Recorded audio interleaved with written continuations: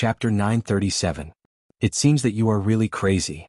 After touching her forehead and checking her pulse, and ruling out the possibility of fever and qigong deviation, Mississippi Lu said with absolute certainty. She no longer cared about Mingzhu's gaze. She crossed her arms in front of her chest, looked at him and asked, "In the martial arts world, martial arts are respected, regardless of gender or age. The emperor is different. Since ancient times, has any woman ever been the emperor?" What she said was wrong. There were too many women who had been the emperor, too many to mention. Let's not talk about the distant ones, let's just talk about— Mississippi Lu's question was off topic. It was not the point they were talking about at all. Li looked at her and asked, "There is a first time for everything. Before you, has there been a woman who has been the chief of Wulin?" Before Mississippi Lu, there had not even been a chief of Wulin, let alone a woman who had been the chief of Wulin. Why couldn't there be a female emperor? Mingzhu is different from other princes and princesses. She has a very high prestige in the court. After the fall of the Cui family, all the civil and military officials in the court are very convinced of her. In the hearts of the people, in the eyes of the scholars, no one can compare to her. If she was a man, I'm afraid she would have been sitting on that throne long ago. This kind of unprecedented thing was suddenly brought up. Of course it was hard to accept. Fortunately, under his subtle influence over the years, Mississippi Lu's ability to accept new things was very strong. Her eyes showed a look of understanding which made Li very happy. Mississippi Lu looked up at him and asked, "If Mingzhu becomes the emperor, can't she get married?" Li nodded. He had seen the emperor, but who had the ability to marry the emperor? Mississippi Lu asked again, "Then she can't build a harem? What are you thinking about? Mingzhu isn't that kind of person?" Li knocked her head with his finger.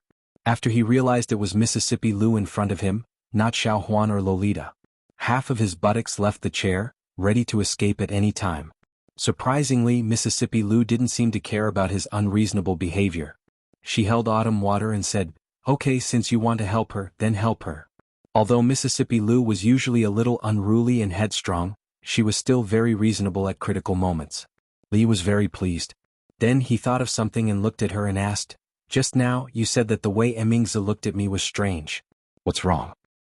"Nothing." Mississippi Lu's tone was very unfriendly. She glared at him fiercely and turned around to return to her room. Being stared at for no reason, Li felt a little wronged. But if she liked to stare at him, then so be it. Anyway, she looked pretty good when she stared at him. Seeing that there was only half a year left until the new year, the next few days would be very busy. The old generals had to go from house to house to get closer to each other. Otherwise, the next time they went to court, there would be no pillar to sleep on. Other important officials in the court also had to find opportunities to contact them. In addition, the royal family had lost face this time. They had to think of a way to regain some of the face they had lost to the king of Shu. Mingzhu was the pride of the royal family and also the most suitable candidate. The brothel had to come up with some new dramas and stories to praise her achievements. There was no need to exaggerate how good the princess royal was. The people had their own scale. Changing the marriage law, opening a medical center, opening a school, managing the court, she was simply a role model for a good princess in the new era, a role model for future generations. There was no other in the world. The warm autumn sun hung high in the sky. The weather was rare. A clean white cloth was spread on the grass. In 2 months the two little guys would be 1 year old. Now was the time for them to move around more. They crawled around on the white cloth. Xiao Huan and the maid named Yanji from the prince's mansion watched them from the grass. Rui and the prince's concubine were on a boat on the lake. The proud Lolita held her arm to accompany them. It was too far away to hear what they were talking about. Li sat in the pavilion in the middle of the lake and ate a grape. He asked casually, "I heard that a few more princes have returned to the capital?" 3. Li Xian nodded and said, "However, it's useless for them to return to the capital. Even if there's a fight for the crown prince, it won't be their turn." Li Xian shook his head and said, "They might as well learn from the others and stay in their feudal lands obediently. Right now, it's easy to enter the capital but hard to leave." Li Xian's words were not without reason. Everyone knew what the princes who had returned to the capital at this time were thinking. However, there was only one position. If they managed to get it, they would transform from a flood dragon to a dragon. If they failed to get it, they could only be a snake, and there was a high chance that they would end up as a dead snake. It was better for those princes who knew that they had no hope of getting the throne and stayed in their feudal lands obediently. It was better to be an idle prince who stood aloof from worldly affairs than to lose their lives. There are 6 adult princes who have stayed in the capital. Prince Qi and Prince Xian are the 2 with the most backing. Of course, they still can't be compared to the king of Shu in the past. However, now that the Cui clan has fallen, there's no hope for the king of Shu. On the surface, it seems that they have the highest chance of getting the throne. Note, the title, Prince Qi, was something I randomly came up with back then. I didn't take the Qi kingdom into consideration and there's no other meaning to it. It's useless to dwell on these meaningless things. Let's just treat it as an ordinary title. Li Yi threw the grape skin into the lake, and fish immediately swam over. He then asked, "These princes probably won't be able to stay idle for the time being, right? How can they possibly stay idle?" Li Xian shook his head and said, "They're busy visiting the officials of the imperial court, sending gifts everywhere, forming cliques and seizing power." He suddenly looked at Li Yi and asked, "What should we do now? If you and Emingzu have made any decisions, don't hide it from me again." Li Yi looked at him and said, "Don't you know how to read lips? There's no need for us to tell you to know what we're talking about. Who can hide it from you? You don't have to mock me." Li Xian shook his head and said, "At that time I wasn't good enough. But it's different now. As long as I'm not too far away and can't see clearly, I can almost guess what you're talking about. Moreover," he changed his tone and said, "even if I don't look, I can guess what Emingzu will choose in the end." Li Xian said with certainty, "For her and for you, she will definitely do it." "You guessed it?" Li Yi looked at him in surprise. It was said that a scholar who had been away for 3 days would be looked at in a new light. Li Xian had suddenly become smart and it was really hard for him to get used to it. "Of course, I didn't guess it." Li Xian shook his head and said, "A few days ago, Brother Shin said that if the new emperor ascends to the throne, you and Emingzu will be in danger. I thought about it. With Mingzhu's personality, she won't care if she's in danger or not. But with you it's different." Li Yi suddenly looked at him and asked, "You didn't tell this to your brother Shin, did you?" Li Xian shook his head and said, "I'm not stupid. This kind of thing, other than the 3 of us, I can't tell anyone else. Do I look like the kind of person who would casually tell this kind of thing to others?" "That's not necessarily true." Li Yi shook his head and said, "I heard that your brother Shin has a beautiful and charming sister. If you use a honey trap a little, do you think I'll be so ungrateful for a beauty?" Li Xian looked at him and said seriously, "But you don't say Brother Shin's sister is really beautiful. I'm just joking. How could I not trust you?" Li Yi waved his hand. In fact, compared to Brother Shin's sister, he was more worried about Brother Shin himself. Speaking of honey traps, Li Xian suddenly looked at him and asked, "You have so many beauties around you, I'm worried about you. Do you think I'm that kind of person?" Li Yi looked at him and asked, "I trusted you so much and this is how you treat my trust?" Hearing this, Li Xian lowered his head in shame and said, "I still think you are. For them, what wouldn't you do? Furthermore, your wife seems to have a younger sister who's even more beautiful and charming than her." Chapter 938. Like a flower, like jade enchanting, like jade enchanting. When Mississippi Lu becomes enchanting, Li Yi will also be able to smile in the underworld. Li Xian's face showed a thoughtful expression, and he suddenly asked, "Do you think it's a good idea to let Emingzu sit in that position?" Li Yi peeled an apple, took a bite, put it aside and picked up another one. "Whether it's for you or for Emingzu, it's the safest for her to sit in that position." Li Xian looked at the pieces of apple skin he peeled and fell down in a spiral shape and asked, "It's a good thing for any one of you, but what about the 2 of you?" "What do you mean?" "You know what I mean." Li Xian looked at him meaningfully, and when the last piece of apple skin fell down, he stretched out his hand and said, "Thank you." Crack. "I don't know." Li Yi took a bite of the apple and with one in each hand he got up and walked out of the pavilion. Rui and the crown princess had already come down from the boat. The 2 little fellows seemed to be very interested in the water, so the 2 had to bring them onto the boat. With Rui around, there was no need to worry about safety. The arrogant Lolita did not get on the boat this time. She trotted over and snatched an apple from Li Yi's hand. She did not care if he took a bite or not and happily chewed on it. "I don't care what you and Emingzu think, and I don't care what's going on between the 2 of you." Li Xian walked over from behind, holding an unpeeled apple in his hand. After taking a bite he said, "Let's get through this first. Those fellows in the imperial court have been spoiled. It's time for them to calm down and think about it." After hearing what he said, Li Yi found that he had to face a reality. He had only seen Li Xian a few times recently, but he was no longer the silly and adorable Li Xian from before.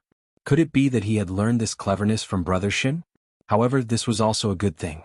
At the very least, after he became smarter, he could save himself some trouble. The Tsundra Lolita raised her small face and asked, "Brother Xian, what's going on with you and my royal sister?" Li Yi patted her head and said, "He's talking nonsense. Don't listen to him."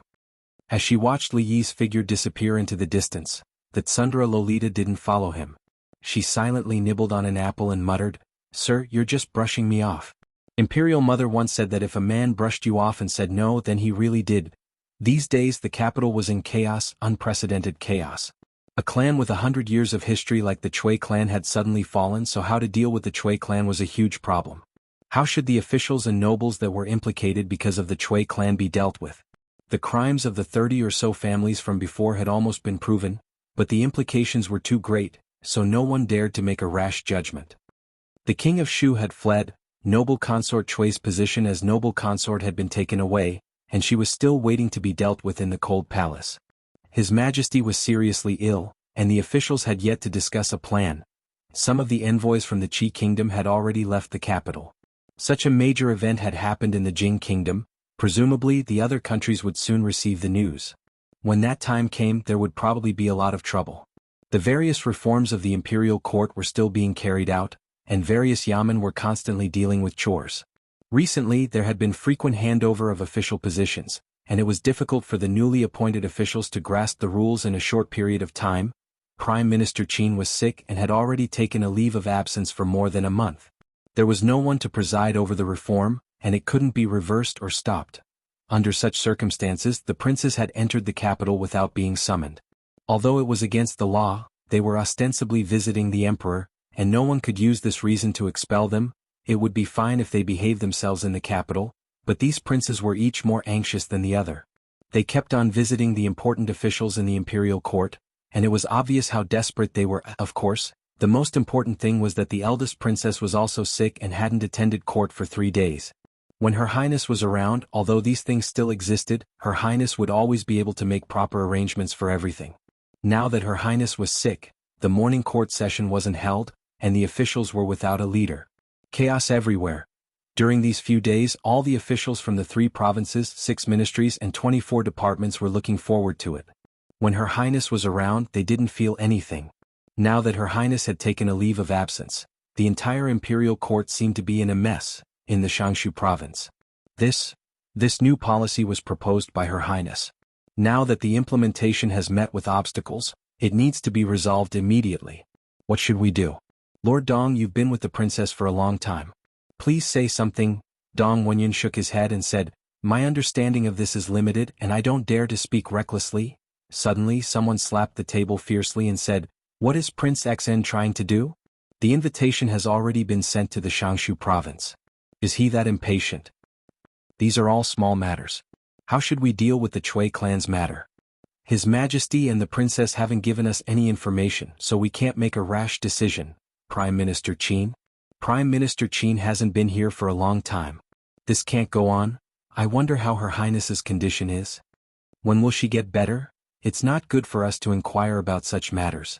The complicated imperial court affairs caused countless officials to feel troubled, and the entire Shangshu province was in a state of chaos. This is the Shangshu province. What's with all the commotion? An elderly voice rang out from outside the door, and everyone's gazes quickly looked over. Prime Minister Qin. Prime Minister Qin, you're finally back. Quick, come in. Someone walked out quickly and helped Prime Minister Qin, who was holding onto a walking stick, into a chair. Prime Minister Qin tapped his walking stick heavily on the ground and said with a disappointed expression, "All of you are the pillars of our Jing kingdom, the pillars of the imperial court. The entire country's future depends on all of you. The eldest princess has only been away for a few days. Look at all of you. Look at all of you. Do all of you still look like officials of the imperial court?" Hearing this, everyone lowered their heads in shame. Prime Minister Qin was right. They had already forgotten what it was like in the past. However, ever since the eldest princess took over the government, whenever they encountered any problems that they could not solve, they would just need to submit a report, and there would be a perfect solution very soon. They were already used to such a life, going to the yamen every day. There were no headaches, and when they were in a good mood they would go home and change into casual clothes. They could even go to the brothels to listen to plays. It was naturally impossible for them to get used to returning to the days where they had a headache every day. Prime Minister Qin coughed a few times before standing up. He looked at everyone and asked, "Look at all of you now. If Her Highness no longer takes over the government in the future, are you all going to continue being like this?" Everyone looked even more ashamed. Prime Minister Qin was right. Her Highness was only acting for a while. When the new emperor succeeded the throne, she would naturally leave the imperial court. This was a fact that they had always ignored. After Prime Minister Qin's reminder, they finally realized something. Her Highness would eventually leave. After Her Highness left, who would inherit the position? One of those mediocre people who visited the ministers one by one in the capital? Without Her Highness, what kind of life would they have in the future? It was enough to think about the past few days. Of course, this was only an ideal situation. If there were no accidents, it would be much more difficult than it was now. It was easy to go from frugality to extravagance, but difficult to go from extravagance to frugality. They had already gotten used to the previous way. They could no longer easily turn back. Why did they have to turn back? This was a question worthy of everyone's consideration. Li Yi and Li Xian didn't need to think about it. After September, the weather would gradually become cold. It was better to sit down and eat a hot pot than to think about those messy things. Mississippi Lu and Princess Royal wanted to see who could cut the lamb thinner and taste better. Naturally, there needed to be a judge. Li shook his head and said, "It's been too hot these days. I can't taste it in my mouth." "If you can't taste it, just say that you can't taste it. Don't make excuses." Li Xian glanced at him and volunteered. He waved his hand, "I'm good at tasting dishes. I'll do it." Li looked at him and decided to take back his evaluation of him a few days ago. Li Xian put the meat rolls they had cut into the pot. After tasting it, he already had an answer in his heart. He nodded and said, "I think." Mississippi Lu unsheathed autumn water and began to carefully wipe it. Princess Royal looked into the distance and cracked her knuckles. "I think." Li Xian blinked his eyes and began to sweat. He looked at Li Yi, who was quietly eating next to him. When he turned back, he shook his head with a serious face and said, "I'm sorry, I've also been too hot these days. I really can't taste it." Chapter 939. In the end, in order to prove that Emingzu and Rui's culinary skills were on par, Li Xian finished all the remaining meat rolls by himself. Perhaps it was because he had eaten too much, but his face was red. He looked at Li Yi with a resentful gaze. Young people had to grow up. In the past, he had been as innocent as Li Xian. Later on, he was taught by Mississippi Lu and the Princess Royal. He understood that at some junctures in life, it was better to give up than to make a choice. Li Xian rubbed his stomach and laid on the chair without any grace. He mumbled, "I was right? The officials in the court have long been spoiled by Emingzu. Without Emingzu they wouldn't dare to do anything. Look at how chaotic the court is now." It had to be said that Li Xian's idea was not bad. Even Li Yi didn't think of it. There was a saying that went like this: "There was once a wise empress who stood in front of the officials, but they didn't cherish her. When they lost her, it was too late for regrets." This was the most painful thing in the world. Although Her Highness's few days off were not enough for the courtiers to think about a certain aspect, it was enough for them to calm down and consider many things. "This is a good idea." Li nodded and gave him a thumbs up. He passed an apple to him and said, "Eat some fruits after a meal. It's good for your health." Li Xian's eyes widened. He covered his mouth and ran out. The word "eat" was not something he could even hear. Because he was too young, he ate too much until he vomited. This was his punishment for making promises so easily. After vomiting, Li Xian's complexion looked much better. However, he slumped into his chair, his bearing as a member of the royal family completely gone. The Princess Royal didn't stay in the palace for a few days. Naturally, the officials couldn't get any information. The strange thing was that she and Mississippi Lu were enemies, but they were always together. Except for sleeping, they spent most of their time together. Li couldn't figure it out. Besides martial arts, what else did they have in common? They couldn't be exchanging experiences other than fighting, right? This made Li a little worried. He looked back at Li Xian and asked, "Help me see what they are talking about." He was now very convinced by Li Xian's lip reading, and he finally discovered his greatest strength. Never underestimate a man with a gossipy heart. Because you never know how much effort he would put in to peep. "I can see clearly only when I concentrate. Don't disturb me." Li Xian took out a small telescope from his sleeve and put it to his eyes. "Emingzu said that your Rui is too violent. It's not good to always use force on you, and the places he hits are not elegant." Li was deeply gratified. Her Royal Highness was a princess after all. She would love others. This was something that Mississippi Lou, who only advocated violence, would not understand. She also said that she found a secret skill in the palace's library a few days ago. It can make people feel unbearable pain when performing the skill. After the skill is performed, it will return to normal without leaving any trace. She suggested that your Rui learn it. Li suddenly remembered that he also had something to suggest to Rui. Right now Emingzu was still the eldest princess. The two of them could often compare notes with each other. In the future there would not be many opportunities like this. Rui wanted to seize the opportunity to humiliate her a few more times. After all, a tiger's butt could not be touched and an empress's butt could not be spanked. If he did not take advantage of this opportunity, there would not be another one in the future. If she needed help, he could provide it for free. Ministry of Revenue. Minister of Revenue Qin Huan personally saw a person out of the yamen with a smile on his face. He said, "These days the Ministry of Revenue has been busy with the tax reform. If not for you I would have a headache." Zheng Shichen shook his head and said, "Lord Qin, you are exaggerating.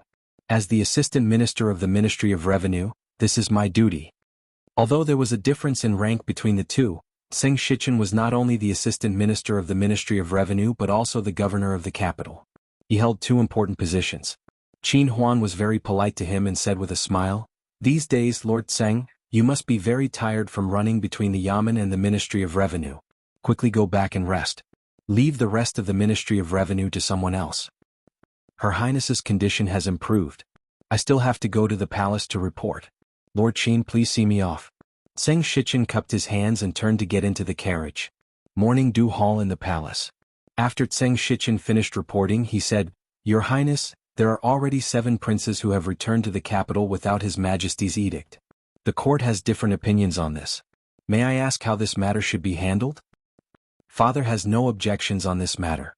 There is no need to discuss it further." Emingzu put down a memorial and looked down. She said, "Recently all the yamens have been busy. It must be tiring for you to be busy with both the capital yamen and the Ministry of Revenue." Zheng Shichen bowed and said, "This is this official's duty." Emingzu nodded and said, "Although I am working for the court, it is not easy to arrange the affairs of the two manors so well. Reward me with 1,000 bolts of silk and allow me 5 days of rest." This official is the capital governor and the assistant minister of the Ministry of Revenue. This official should do his best for the court. This is my duty. Zheng Shichen knelt on the ground and said, "Your Highness has shown me gratitude. This official will also be forever loyal to your Highness." Emingzu put down the memorial in her hand and looked at Zheng Shichen. Pledging loyalty to the imperial court and pledging loyalty to her were two different concepts. Zheng Shichen had been an official for many years and held a high position. He could not understand the difference between these two sentences.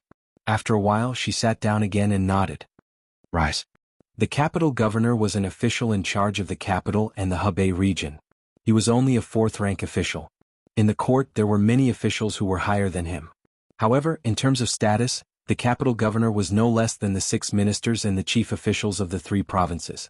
The former capital governor, Dong Wenyun, had already become the mainstay of the Shangshu province. The 2 prime ministers had also held this position before. Generally speaking, this position was just a transitional one. Once they got through it, they would immediately become a true high-ranking official of the court.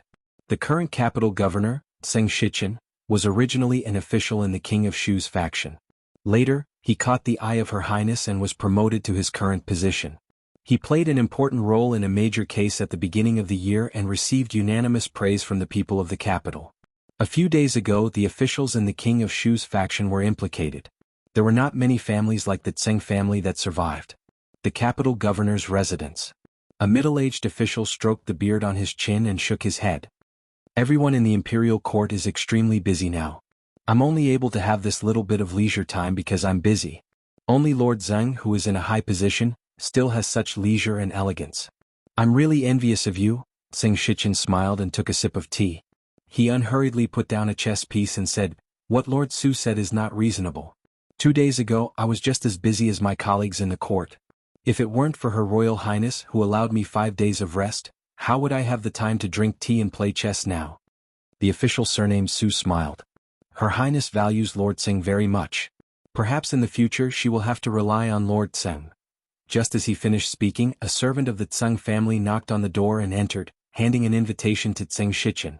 Zheng Shichen glanced at it and threw it to the side. He sighed and shook his head slightly. The official surnamed Su was surprised. Lord Tseng, why are you sighing? Prince XN sent an invitation, inviting me to a banquet tonight. So that's how it is. Lord Su put down his chess piece, shook his head and said, I have received several similar invitations in recent days. These princes are still too anxious. The topic had already changed. Tseng Shichen casually asked, in Lord Su's opinion, which of His Majesty's princes is the most virtuous and has the most hope of inheriting the throne? His Majesty is so wise, but none of the princes have learned a single bit of His Majesty's ability. The official surnamed Su shook his head and said, the Prince of Shu, Prince of Xn, Prince of Qi. These princes are all mediocre. In terms of virtue, just look at the news from their fiefs. Not to mention a hair on the eldest princess's head, even the heir of the Prince of Ning is better than all of them combined. In fact, they can't even compare to a child of Prince Jean. The eldest princess has the talent to rule the world, but unfortunately she is a woman. Tseng Shichen sighed and said, if Prince Xn or Prince Qi were to inherit the throne, I really can't imagine what the world would become in the end. Seemingly affected by his words, the official surnamed Su also revealed a vexed expression. To tell you the truth, Lord Tseng, the eldest princess is unwell this time. I and several colleagues have also thought about this problem. Her Highness and many officials have put in a lot of effort to achieve this.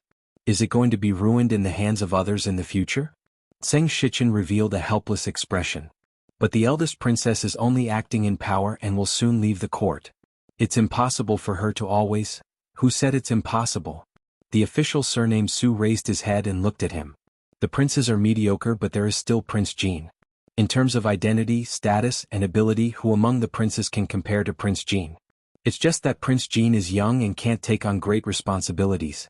But before Prince Jean comes of age, the eldest princess can act in power. Isn't that the best of both worlds? Tseng Shichen looked at him and said in a low voice, Lord Su, be careful with your words. Chapter 940.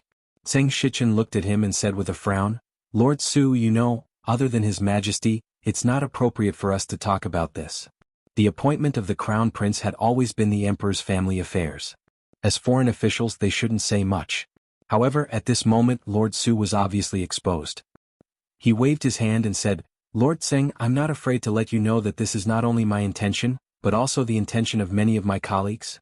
If the throne is really inherited by one of Prince Xn or Prince Qi, then all the hard work we've put in over the years, everything Her Highness has done for the Jing Kingdom, and all the achievements we've made so far will be for naught? Tseng Shichen looked up at him and asked, are there other officials in the imperial court who think so too? Although Prince Jean is young, he's extremely intelligent. Now in the school of mathematics he's almost independent. He's only 12 years old and is still immature, but in a few years he'll be able to support the country. Lord Su didn't directly answer Tseng Shichen's question and continued, before that it's most suitable for the eldest princess to continue to govern. Her Highness is deeply trusted by the officials and has won the hearts of the people. She's loved by all the officials in the world.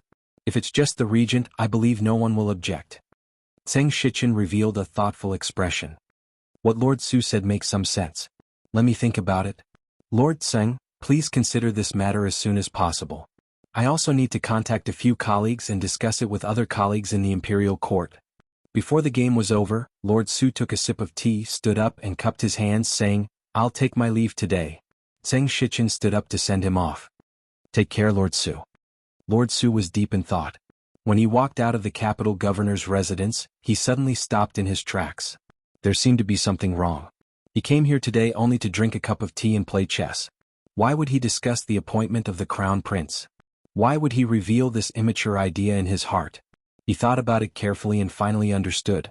He had wanted to drink tea and play chess. He could only blame Prince Xian's post. If it wasn't because of that sudden post, he would still be locked in a battle with Lord Zeng on the chessboard. However, since this topic had been brought up, he couldn't avoid it anymore. Although today was an accident, this matter was indeed imminent. Thinking of this, he couldn't help but quicken his pace. Li Han was indeed a good kid, especially in the past 2 years. He had grown extremely quickly. In just 2 to 3 years, he had grown from a naughty kid who used to pee in his pants to a man who was feared by the students of the Mathematics Academy. The reason why they were terrified was because he was not only Prince Jean, but also the Vice Dean and the Director of Political Education. In the absence of the Dean, he was the Dean of the college. He was in charge of all affairs including student rewards and punishments. In terms of status and identity, no one in the academy could compare to him. In terms of knowledge, he was the most outstanding. In addition, he liked to use the method of frog jumping to punish students.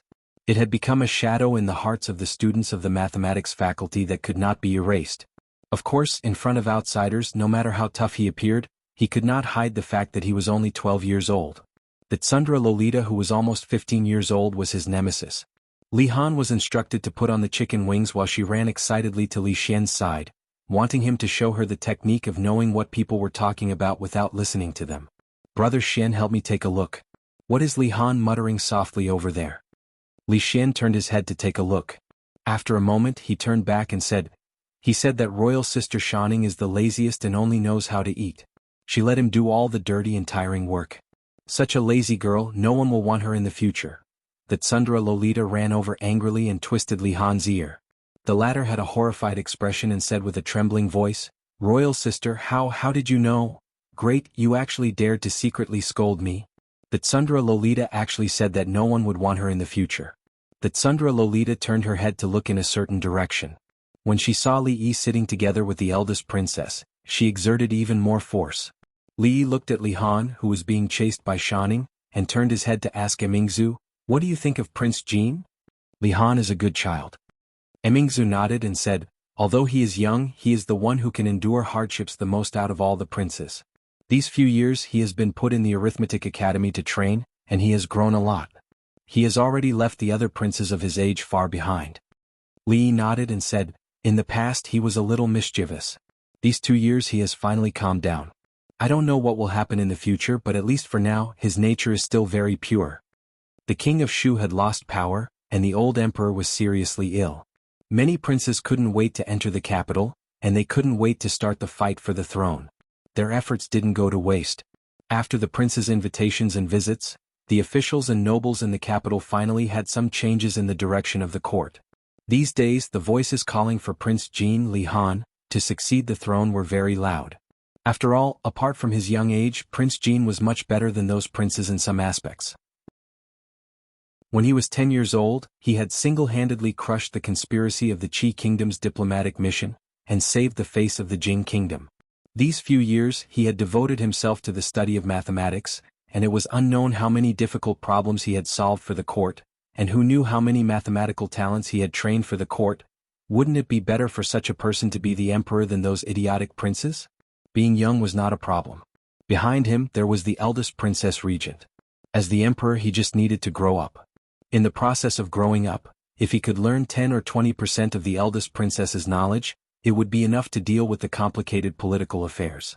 After all, what the officials cared about was not who would become the emperor, but whether or not the court would be as stable as it was now after that person became the emperor. Would they still be able to follow the eldest princess to get rid of the internal troubles, deter the external enemies, and implement one beneficial policy after another to make the weak Jing kingdom stronger and stronger? Emingzi looked into the distance and said, "I hope that in the future he can be like father. Why do you care so far away?" Li Yi glanced at her and said, "Anyway, in a few years?" Emingzi tilted her head to look at him and asked, "What about in a few years?" Li Yi looked away and shook his head. "Let's talk about it in a few years." In a pavilion far away from them, Changde helped Emperor Jing to sit down slowly and stood quietly at the side. Prince Ning slowly walked over and helped him tidy up the fur coat on his shoulders and sat beside him. Emperor Jing tilted his head and looked into the distance. "These days there seems to be some other voices in the court?" Prince Ning nodded and said, "A few days ago, there were suddenly more voices in the court calling for Prince Jean to succeed the throne and for Emingzu to become the regent." Emperor Jing looked forward and murmured, "I did not expect that there would be a day when this country could not do without Emingzu. She has suffered." Prince Ning looked up into the distance and shook his head. "Although she is a woman as a member of the royal family, this is what she should do." After he finished speaking, he looked at Emperor Jing and asked, "Imperial brother still hasn't announced it. Are you waiting for next year's court meeting? What do you think His Majesty and Prince Ning are talking about?" Li Yi looked at the pavilion in the distance, then looked at Li Xian and asked, "Why don't you take a look? Maybe Imperial uncle and Imperial father are talking about something important. This is not good, right?" Li Xian shook his head and took out the binoculars from his arms. "What court meeting?" Li Xian frowned and waved his hand, "Don't talk and don't move. Otherwise, I won't be able to see it. When Li Xian was concentrating, he needed to isolate himself from the outside world. Li Yi simply held his breath. Mingzhu's lips moved as if she wanted to say something, but in the end, she shook her head and let them be. This is Xian'er's responsibility. Li Xian looked in that direction attentively and murmured, "What my responsibility? What responsibility do I have? If Mingzhu is a man." Li Xian couldn't help laughing. He reached out and patted Li Yi. "If Mingzhu is a man, you will die of anger. In order to protect him, you kept him by your side with Mingzhu?" Li Xian's body suddenly froze and he could no longer speak. After a long time his face showed anger. He suddenly raised his hand and the binoculars fell to the ground and scattered. His face was ferocious but his body could not stop trembling. He pointed in a certain direction and scolded, "What kind of lousy lip reading is this? How dare he use this kind of thing to deceive me? I will kill him when I return." Chapter 941. In order to create a quiet environment for Li Xian, Li Yi and the eldest princess did not make any noise. Li Xian suddenly flew into a rage. After he smashed the telescope in his hand, the atmosphere became even quieter. Li Yi looked away from him and met the eldest princess's eyes. There seemed to be 1,000 words in his heart, but when the words reached his mouth, he could only open his mouth. Mingzhu was the same as him. Because of some news, her state of mind was disturbed, and her eyes lost focus. Some things existed in the heart.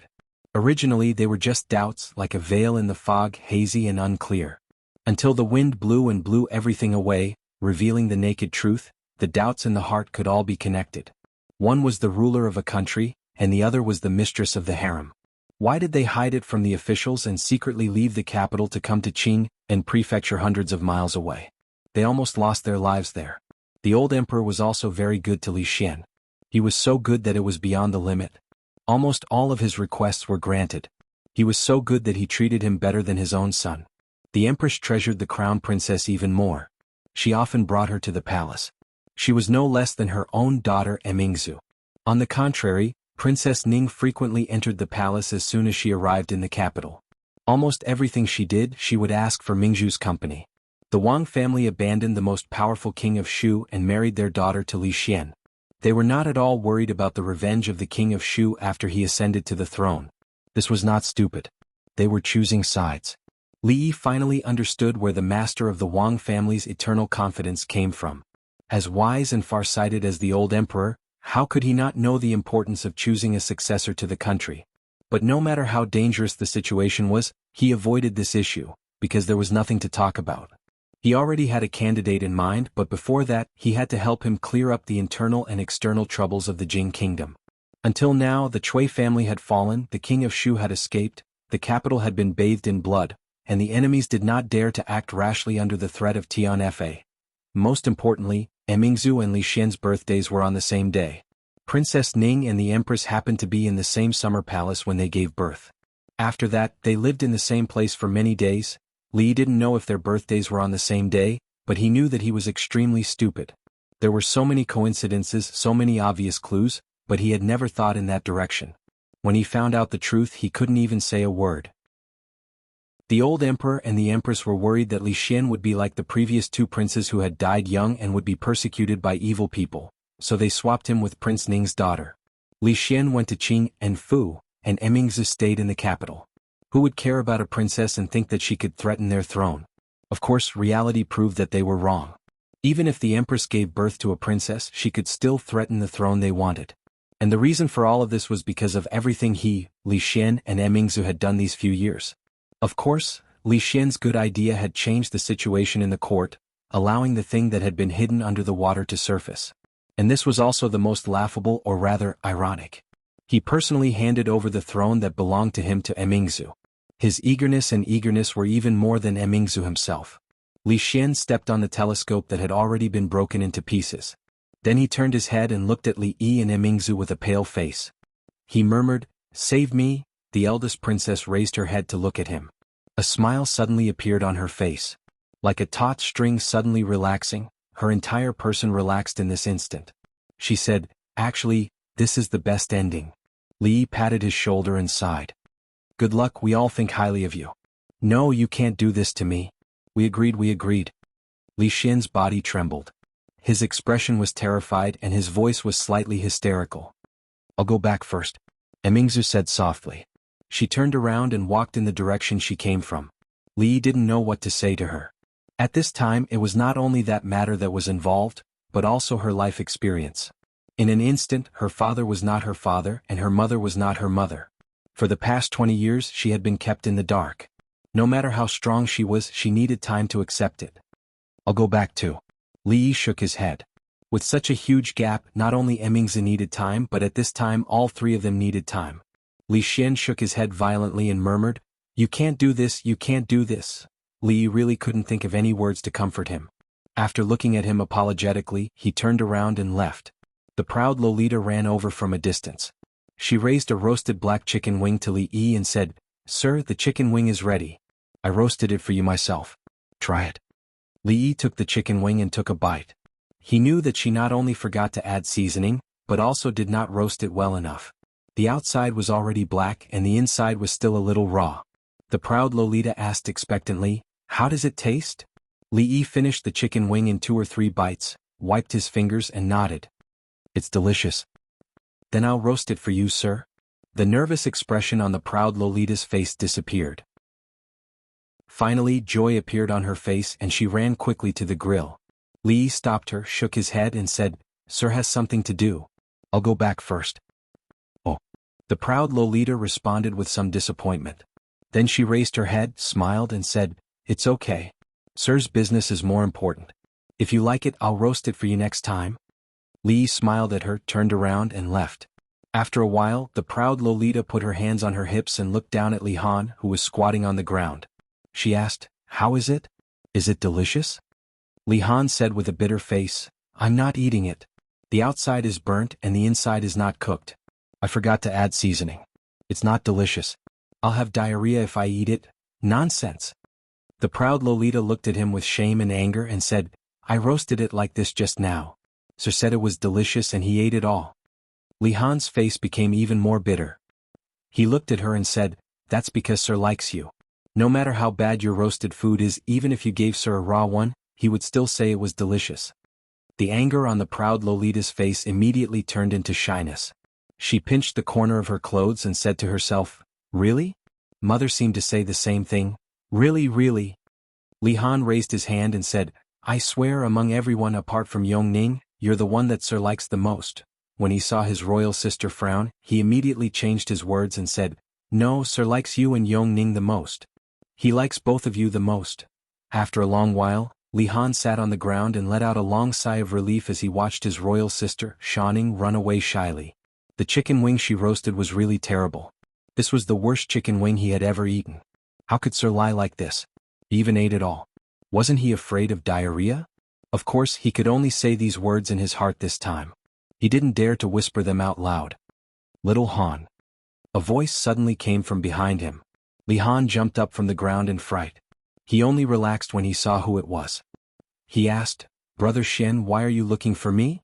An extremely kind smile appeared on Li Xian's face as he said, "Come here. Brother Xian has something to tell you." Although Brother Xian's smile was very kind, as if he had some great news to tell him, Li Han felt a chill run down his spine. He felt his hair stand on end as if a great disaster was about to befall him. Sir had said that when you faced an unknown problem that you couldn't handle, you should rely on your intuition. Li Han's first instinct was to run. Thus he really ran. He was extremely fast and didn't even look back. It was as if there was a monster chasing after him. Li Xian smiled as he looked at the rapidly fleeing figure. He extended his hand and murmured, "No matter how fast the little monkey runs, he won't be able to escape from the palm of the Buddha." Chapter 942. No matter how powerful Sun Wukong was, he couldn't escape from the palm of the Buddha. In the end, Li Han was still captured. After being forced to sit down at the table, he became much more well-behaved. He lowered his head and asked dispiritedly, "Brother Xian, why are you looking for me?" Since ancient times, speaking was an art. If it wasn't necessary, very few people would go straight to the point. This was a very impolite behavior. After all, he couldn't just wait until Li Han had settled down and ask him if he wanted to be the emperor. "I have a throne for you, do you want to consider it?" The first step should be to be polite and get closer to him. Li Xian handed over a chicken wing that he had just roasted and asked, Xiaohan, how are things at the Mathematics Institute recently? Are you busy? Are the professors at the Imperial College safe and sound? I heard that you often go to the Women's Institute recently. Do you have a girl you like? Don't be shy, just say it. Brother Xin was like you back then. The Imperial College's mathematics department had been defeated by Li Han fair and square. They had lost face, and the mathematics department had been directly merged into the mathematics department. These people had been thinking about how to raise their heads again and wanted to make the mathematics department independent again. Of course, they had been ruthlessly attacked by Li Han every time. He had already announced that unless those people could defeat him in a fair and square battle, they would have to obediently become subordinates of the Mathematics Academy. There's nothing to worry about those idiots. Li Han shook his head and suddenly blushed. Brother Xin, who did you hear this from? I don't often go to the Women's Institute. It's just a bunch of troublesome girls, what's there to go? He actually often went to the Women's Institute. Sister Shaning was as fierce as a tiger cub. She would only become a sheep in front of her teacher. However, He Duanwu, who often played with her, always spoke softly and always gave him delicious food. She was much gentler than Sister Shaning. Li Xian only asked casually and didn't continue the topic. He had already said all the pleasantries and now it was time to get to the main topic. He leaned towards Li Han and asked, Xiaohan, have you ever thought about being the emperor? Li Han had already brought the chicken wing to his mouth. He was startled when he heard this and asked curiously, Big Brother Xian, why do you ask? In his heart, the emperor was his father. The future emperor would definitely be one of his brothers. It had nothing to do with him. He only needed to guard the school of mathematics. When the teacher gave him the position of the dean, he would be the absolute master of the school of mathematics. Although he had almost achieved this, he was still a man who didn't want a proper title. Li Xian looked at him and said, Just tell me if you want to or not. Li Han stared at him with an aggrieved expression. Brother Xian, I'm still a child. Li Xian's face revealed a trace of anxiety as he said, It's not like I'm asking you to be one right now. I'll let your eldest royal sister keep an eye on it for now. When you grow up, Li Han gave it some thought and asked, But what about King Qi and King Xian's royal brothers? They can go back to where they came from. Li Xian waved his hand and asked, Just tell me, if you were to become the emperor, would you be willing? I'm not willing. Li Han replied straightforwardly. He knew how tired his father was in the past. He didn't even have time to play with him. If he became the emperor, how would he manage the school of mathematics? How would he have the time to play with He Duanwu? This was a debt that didn't even need to be calculated. Coincidentally, he was very good at calculating debts. Furthermore, he looked at Li Xian and said, Father is doing fine as the emperor. Why do you have to ask me, Imperial Father, Imperial Father? Li Xian opened his mouth, but in the end he didn't finish his sentence. He snatched the chicken wing from his father's hand, waved his hand and said, Forget it, it's fine now. Go and play. He lay on the grass and gnawed on the chicken wing as he pondered about life. His uncle had become his father, Her Highness had become his mother, his father had become his uncle, and his mother had become his aunt. Damn it, what the hell was going on? On Mingzhu's side, she should be as distressed as he was. When Li Yi walked into the Morning Dew Palace with a bowl of egg-fried rice and a jar of wine, a figure in the back of the palace was waving a long sword in his hand. The sound of the sword whistled. The figure didn't stop until he put down the bowl. After sitting down, he minded his own business and ate. Li Yi filled her cup with wine and sat quietly at the side. I'm fine. The eldest princess's expression was calm. She didn't seem to be affected at all. Li Yi naturally couldn't say what he wanted to say next. Li Yi shook his head and said, Actually, if it's a princess it's not bad. At least it's much easier than the princess or the empress. The eldest princess didn't even raise her head. What's easier? Life is much easier. You don't have to worry about the affairs of the court. Just leave it to Li Xian. Li Yi looked at her and said, Don't put all the burdens on your shoulders. It's not your responsibility, it's Li Xian's. You should also have your own life. To be honest, unless it's absolutely necessary, I don't want you to take that step. Once you've taken that step, it's very difficult to take it back. I also think it's easier to be a princess. Emingzu raised her cup and said, Drink with me. Li Yi didn't like to drink, especially this kind of strong wine. Not only because he didn't like the spicy taste, but also because he couldn't hold his liquor well. When he was drunk, it was easy for him to do something out of line, especially in the presence of the opposite sex. If he took advantage of a girl, he wouldn't be able to explain himself. Of course, the person he was drinking with was the eldest princess. The princess should be worried about him. However, today's situation was special. He might as well risk his life to accompany the princess and get drunk. Drink. Li Yi filled his cup, clinked his cup with hers and drank the wine in one gulp. His head hurt. Li Yi didn't know how many cups he drank yesterday. After a few cups, he couldn't remember what happened after that. He didn't even know how he came back. After washing his face in the morning, he sat at the dining table. His head was still throbbing. Fortunately, his butt didn't hurt, which meant that nothing embarrassing happened yesterday. The old emperor's tricks were unbelievably deep and completely disrupted their plans. They didn't know whether they should be happy or worried. The matter that the three of them had pushed forward with all their might had such an accident. It was really embarrassing. Young master, Xiao Huan's voice gradually became clearer. Li Yi came back to his senses and tilted his head. Seeing her worried face, he asked, "What's wrong?" "Young master, what's wrong?" The young maidservant's big eyes were full of worry. Li Yi shook his head. "Nothing." "But the piece of rib in your hand is the one that second miss just ate." Li Yi looked down. No wonder he didn't eat any meat after eating for so long. He thought that the cook had skimped on the ingredients, but it turned out that Mississippi Lu had secretly eaten it. He picked up another piece. Rui put down her chopsticks and looked at him worriedly. "Husband, this piece is the one that The rib that she had eaten was on the table. Why did she have to find an empty plate to put it on? Wasn't that a waste of a plate?" The detergent was free. Li Yi finally found an uneaten rib. Just as he brought it to his mouth, he saw Xiao Huan looking at him curiously. "Young master, do you really not remember what happened yesterday?" Chapter 943. Yesterday? Li Yi's heart tightened and he asked, "What happened yesterday?" He only remembered that Emingzu was in a bad mood after learning about her parentage yesterday, so he drank a few glasses of wine with her. He didn't remember what happened after that. Could it be that after getting drunk, some primitive impulse was aroused and he forced himself on her? She couldn't resist and then the two of them did something indescribable? After thinking about it, it was impossible. After all, there was still a small gap between his strength and Mingzhu's. Even if his strength was a little enhanced after getting drunk, he was probably still not her opponent. However, if she just resisted symbolically and then gave in half-heartedly, this was also impossible. Emingzu was not that kind of person and he was not that kind of person either. Li Yi rubbed his eyebrows but still couldn't remember anything.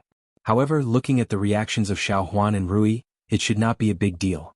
"Young master, when you came back yesterday you carried Duaner on your neck and ran around the yard. You also told Duaner that when he grew up, he should not marry Prince Li Xian's Xiao Rui. You said that if he married Xiao Rui, he would not be able to raise his head for the rest of his life." Duaner was so scared that he cried. A few black lines appeared on Li Yi's forehead. Was this what he did yesterday? Little Rui was the name of Li Xian's daughter.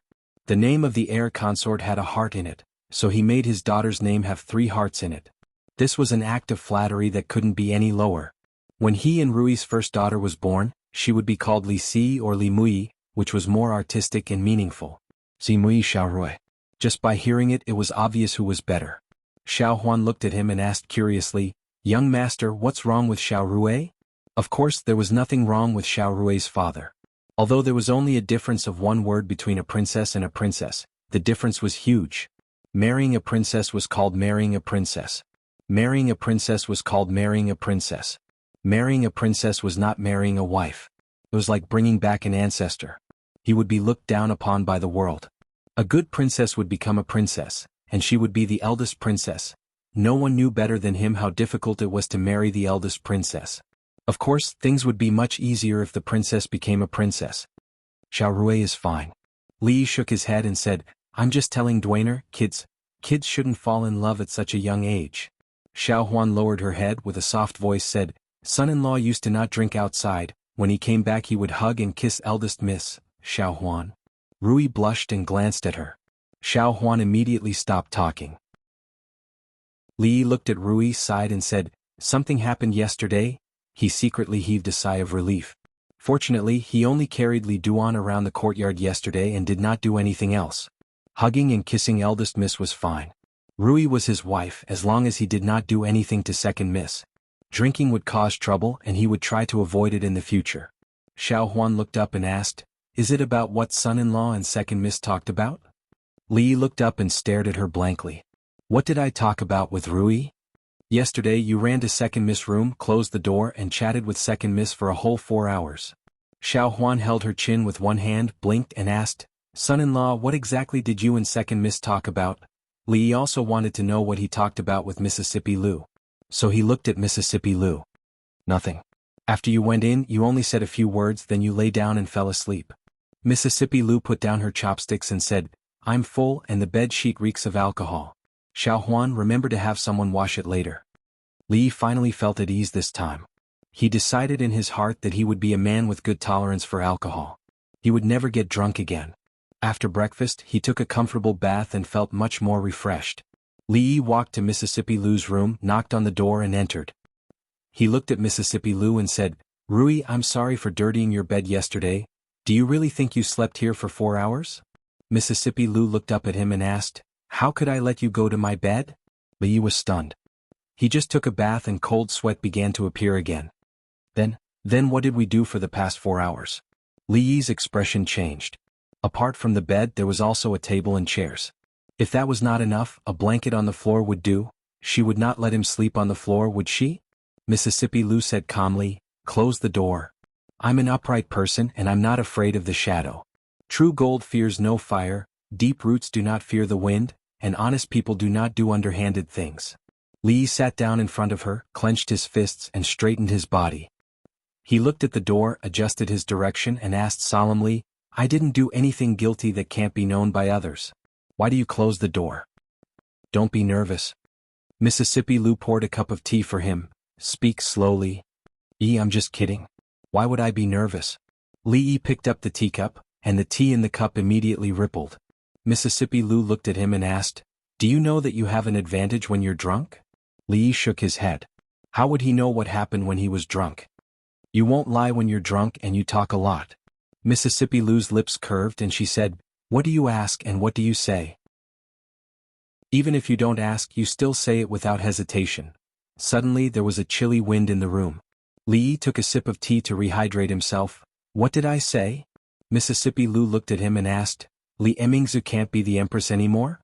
There was no need to hide this from Mississippi Lu, so Li nodded and said, "It's unlikely. If she was the Princess Royal, with the current situation and all obstacles removed, the probability of her ascension to the throne was more than 50%. Of course, if she was only an assistant, the success rate was close to 100%. But now her status was that of a princess and it was not legitimate. Once her identity was announced, no matter how high the courtiers' expectations of her were, no matter how much they relied on her, they would not allow a princess to sit on the throne. In fact, thinking about it carefully, this was really the best ending. All the dirty and tiring work was left to Li Xian to do, and Emingzi did not sit on the throne, and there would be a lot less trouble in the future. This should be something to be happy about. But Mississippi Lu didn't seem very happy. Li looked at her and asked tentatively, "What else did I say?" Mississippi Lu's eyes narrowed slightly, looked at him and said coldly, "You also said that you have seen many women, many naked women." Slander, naked slander. Except for Rui Zuemo and Mississippi Lu herself, he had never seen other women naked. Mississippi Lu was hazy at that time and she was in the bathtub, so it couldn't be counted at all. Zuemo was just an accident. There were only 2 people in total and they were all his women. What was wrong with this? "You want to lie to me again." Li looked at her and said seriously, "I can swear to God, except for that time with you, I have never seen other women naked that I shouldn't see." "Which time?" Second Miss Lu picked up autumn water and thought of something. She gently put it down and looked at him, asking coldly, "Is that so? Then tell me, Bo Duo Yi Jie Big Chao Wei Jiu Tian Hai Tao Tani Satoshi Li Xiang? Who are these women?" Li put down the teacup, pursed his lips and looked at her. He asked, "What question did you ask me last night when I was drunk?" Mississippi Lu looked away and said, "I didn't ask. You said it yourself." Li didn't expose her lie. He sighed and said, "Can the words of a drunk person be trusted? Think about it, Pado Kid Zuemo Amami, Jing Kingdom, and Qi Kingdom. Are there people with such strange names around us? What about Li Xiang? What else do you have to explain?" "This?" Li looked at her and explained, "Tao Tani and Li Xiang are actually the same person. You really don't know them?" Li looked at her eyes and said, "I swear in this world without them, it's even more impossible for me to know them." Mississippi Lu looked at him and didn't see any signs of lying in his eyes. Li, on the other hand, was slightly terrified. 4 hours, 240 minutes, 14,400 seconds. She even knew about Li Xiang. How many questions did she ask him? What else did she not know? Li looked at her and asked cautiously, "What else did I tell you?" A meaningful smile appeared on Mississippi Lu's face. "Why don't you take a guess?" Chapter 944. Mississippi Lu didn't smile often, but when he saw her smile, not only did Li not feel like a spring breeze, but he felt a chill all over his body. The more she said so, the more uncertain he was in his heart. As the old saying goes, people respect each other because of virtue, people make friends because of affection, people follow because of righteousness, people believe because of sincerity. As the old saying goes, I reflect on myself 3 times a day. Am I disloyal to others? Do I not believe in my sister-in-law? Do I not learn from others? This more or less mentioned the integrity or frankness in interpersonal relationships. But as the old saying goes, people should keep a certain safe distance from each other. It was necessary to communicate with others, but even if they were husband and wife, they still needed to leave a certain amount of private space. If there were no secrets between them, it was tantamount to standing naked in front of each other all the time, and they would definitely feel uncomfortable in their hearts. Li now felt that he was standing naked in front of Mississippi Lu, and he was being scanned by her invasive eyes and scrupulously. For hours. Only God knows what she had asked and what he had said to her. This was taking advantage of someone's perilous state, this was looting a burning house, this was an extremely immoral act. How could she do this? Li looked away and said, Don't look at me like that. I'm not afraid of ghosts knocking on the door if I haven't done anything wrong. Mississippi Lu looked at him with a faint smile and asked, I didn't say anything. What are you afraid of? Li's face became serious. Although he was often bullied by Mississippi Lu, he never took it to heart. But this time she really went a little too far.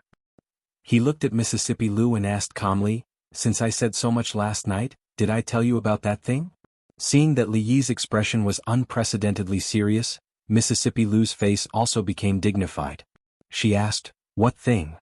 Let me tell you. Li suddenly held her hand and said, I like you. Time seemed to freeze for a moment. Li could clearly feel the expression on Mississippi Lu's face freeze, and a trace of panic flashed across her beautiful eyes. Then she quickly withdrew her hand that he was holding. She looked at Li and forced herself to calm down. She clenched her fists and said, If you keep talking nonsense like this, I might hit you. Even if you beat me to death, Li looked at her and said, It won't change the fact that I like you. I've read many books, but the one I like the most is you. Li continued to look into her eyes and said, I know this is wrong. I like you without permission. I'm sorry, but no one can control this kind of thing. Are you done? Mississippi Lu's expression became calm. She looked at him and said lightly, After last night, you no longer have any secrets with me. Do you think I will believe what you said? Being exposed in front of him, Li naturally couldn't pretend anymore. He walked out of the room gloomily. However, he felt much more relaxed in his heart. It was obviously a lie to say that he no longer had any secrets with her. If she really knew all his secrets, how could she not know that what he said just now was not a single lie? It was a clumsy trick that couldn't be any clumsier. The only strange thing was that she didn't choose to hit him directly. It seemed that her temper had been much more restrained these days. If it was in the past, she would have torn himself and the table apart. In the room, Mississippi Lu calmly retracted her hand from the corner of the table and put the broken corner on the table. She picked up a cup of tea, and circles of ripples immediately rippled in the teacup. Outside the door, as soon as Li walked out, a voice slowly came from behind him. What you said to Rui just now, I have never heard of it before. He turned around and saw Rui standing on the other side, walking towards him. She looked at Li, shook her head and said, Don't always bully Rui, husband. If you make her angry, I can't stop her. When that time comes, I'm afraid that you will suffer again. Li was very disappointed. It was Mississippi Lu who bullied him first. He only fought back a little, but Rui actually asked him to give in to her and not bully her. In all honesty, did she need him to give in to her? Moreover, she was a guru, how could she not stop Mississippi Lu? Her elbow was pointing outwards. No, she didn't know whether it was towards the inside or the outside. They were all a family and they should focus on the vulnerable. Her sister was related, but her husband was not? Moreover, those words that were used to flirt with girls were obviously not said by a decent person. What was she envious of? The words that they usually said secretly in the boudoir were much more inappropriate. Feeling indignant, he went out of the house and went straight to the palace. He was still a little worried about Emingzu. After all, he had experienced this kind of melodramatic life experience. Emingzu was different from him, and her feelings must be more complicated and uncomfortable. When he walked into the morning dew hall, he found that Zheng Shichen was also there. Emingzu sat on the top and said, "These days those gossips in the court stop them from spreading." The gossips in the court were naturally about the matter of Prince Jean inheriting the throne and Princess Royal continuing to take over the government. He was indeed the one who pushed this matter forward. Now that the momentum had been formed with great difficulty, Her Highness wanted to stop it. Zheng Shichen was stunned when he heard this and couldn't help but say, "Your Highness, there is no need to discuss this matter anymore."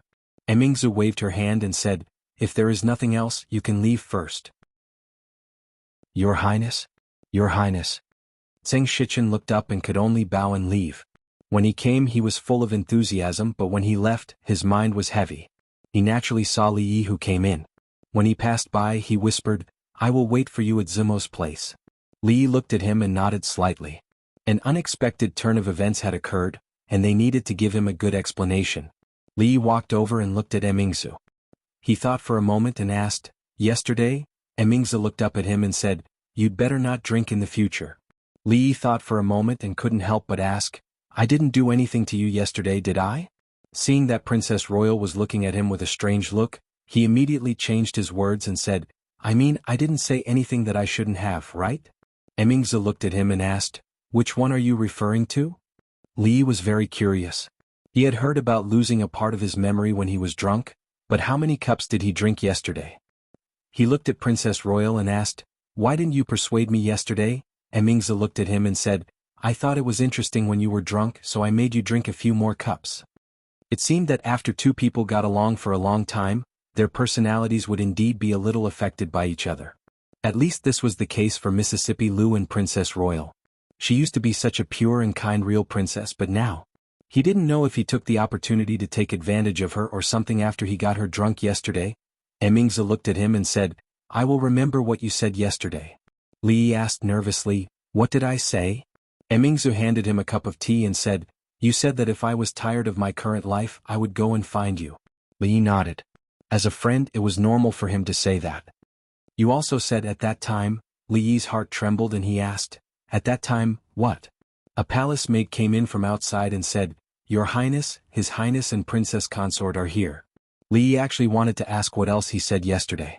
It was very likely that the last sentence was the main point, but Prince Ning had come. At the most inappropriate time he could only stand up and greet him.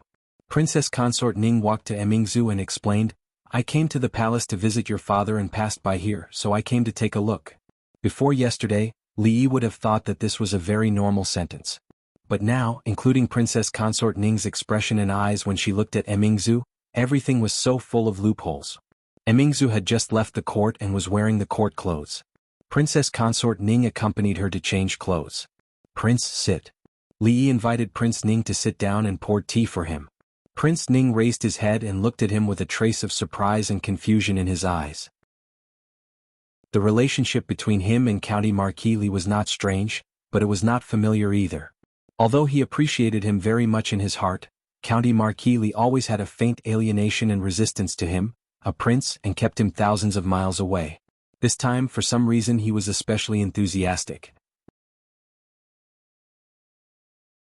Chapter 945. Li Yi sat down across from Ning Wang and casually asked, "When do you plan to return to Qing and Fu after coming to the capital this time?" Ning Wang took a sip of tea and said, "There are still some things I haven't taken care of. I might have to wait until after next year's court conference." Li Yi nodded. At this court conference, the local officials would all gather in Jingdo. All the princes would also return to the capital.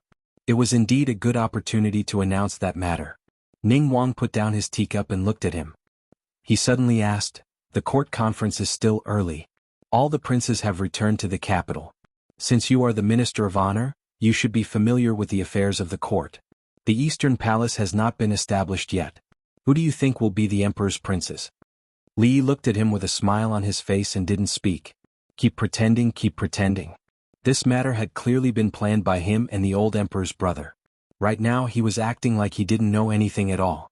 If it weren't for Li Xian, the shameless spy who liked to peek at people talking, all of them would have fallen into their trap. Ning Wang's gaze was slightly strange.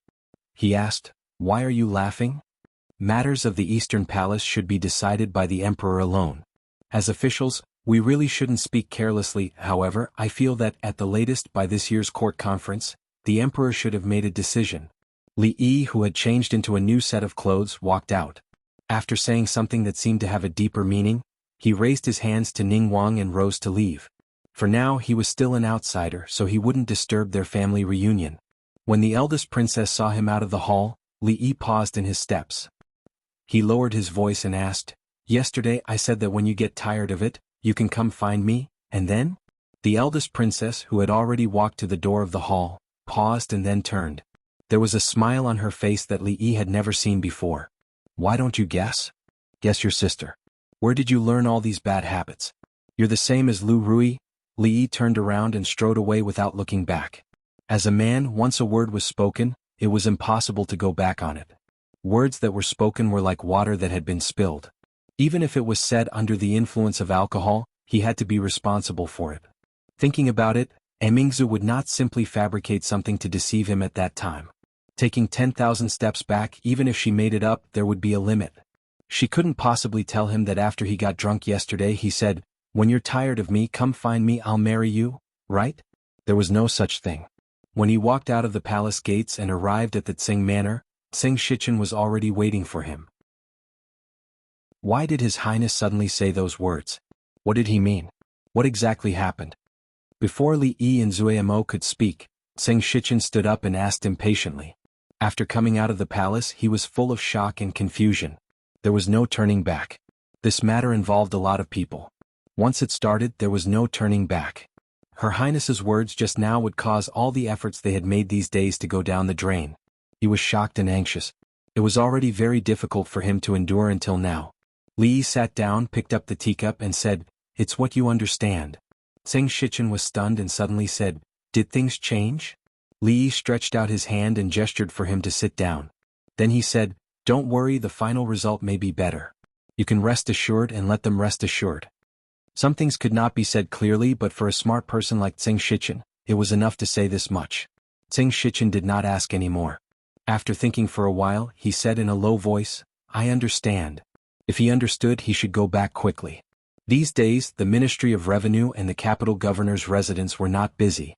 As the boss of the two departments, he actually had the free time to sit here and drink tea. If people saw him, they would think he was slacking off again. Of course, they were all polite people and he could not speak so bluntly. Li Yi pointed to the teapot and said, "There should be no business in the yamen. It's still early. Would Lord Tseng like another cup of tea?" Tsing Shichen nodded.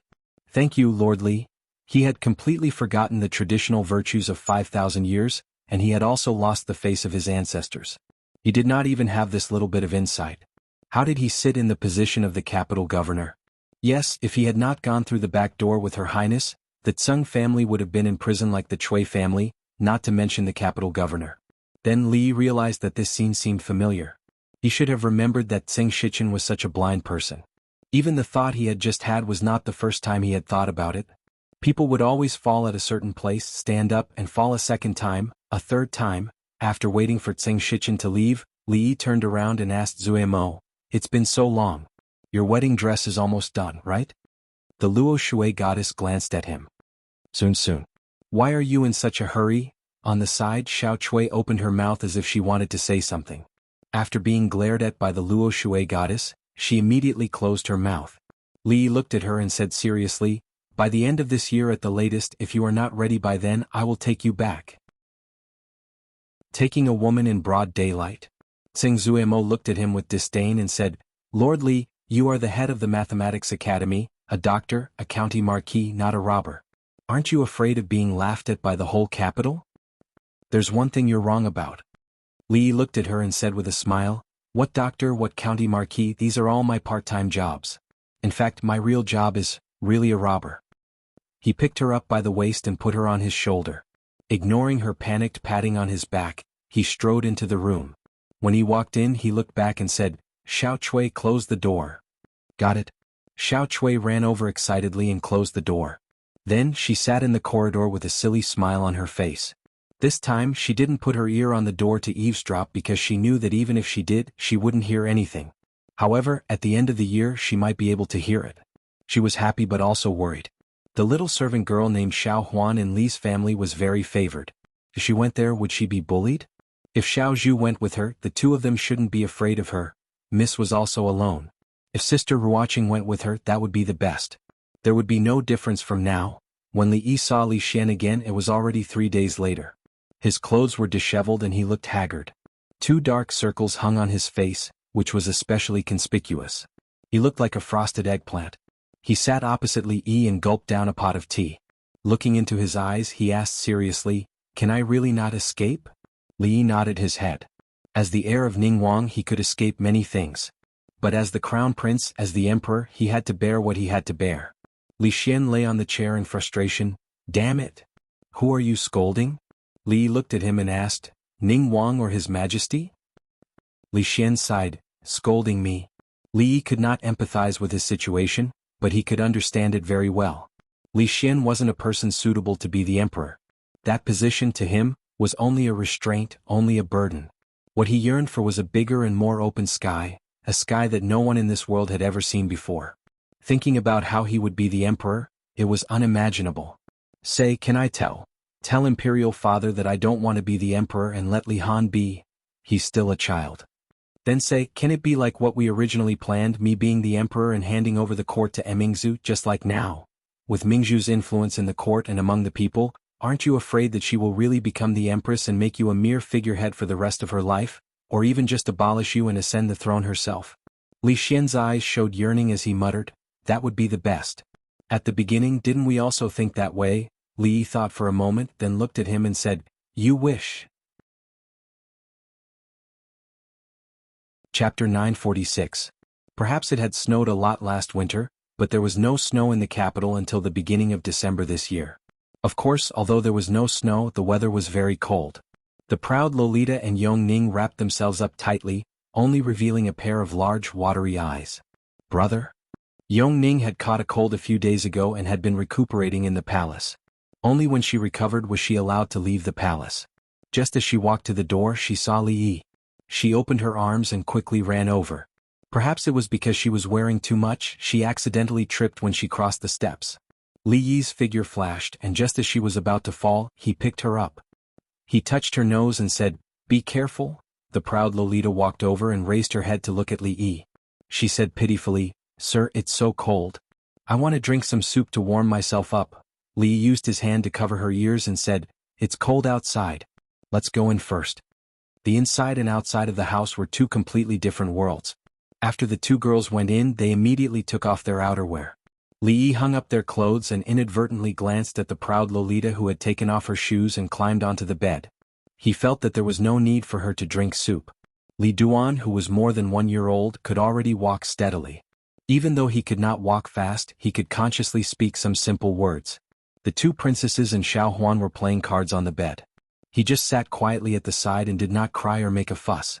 She did not know if it was because her son was naturally obedient or because Mississippi Lu was by his side. Li Yi lifted the heavy curtain and walked out the door.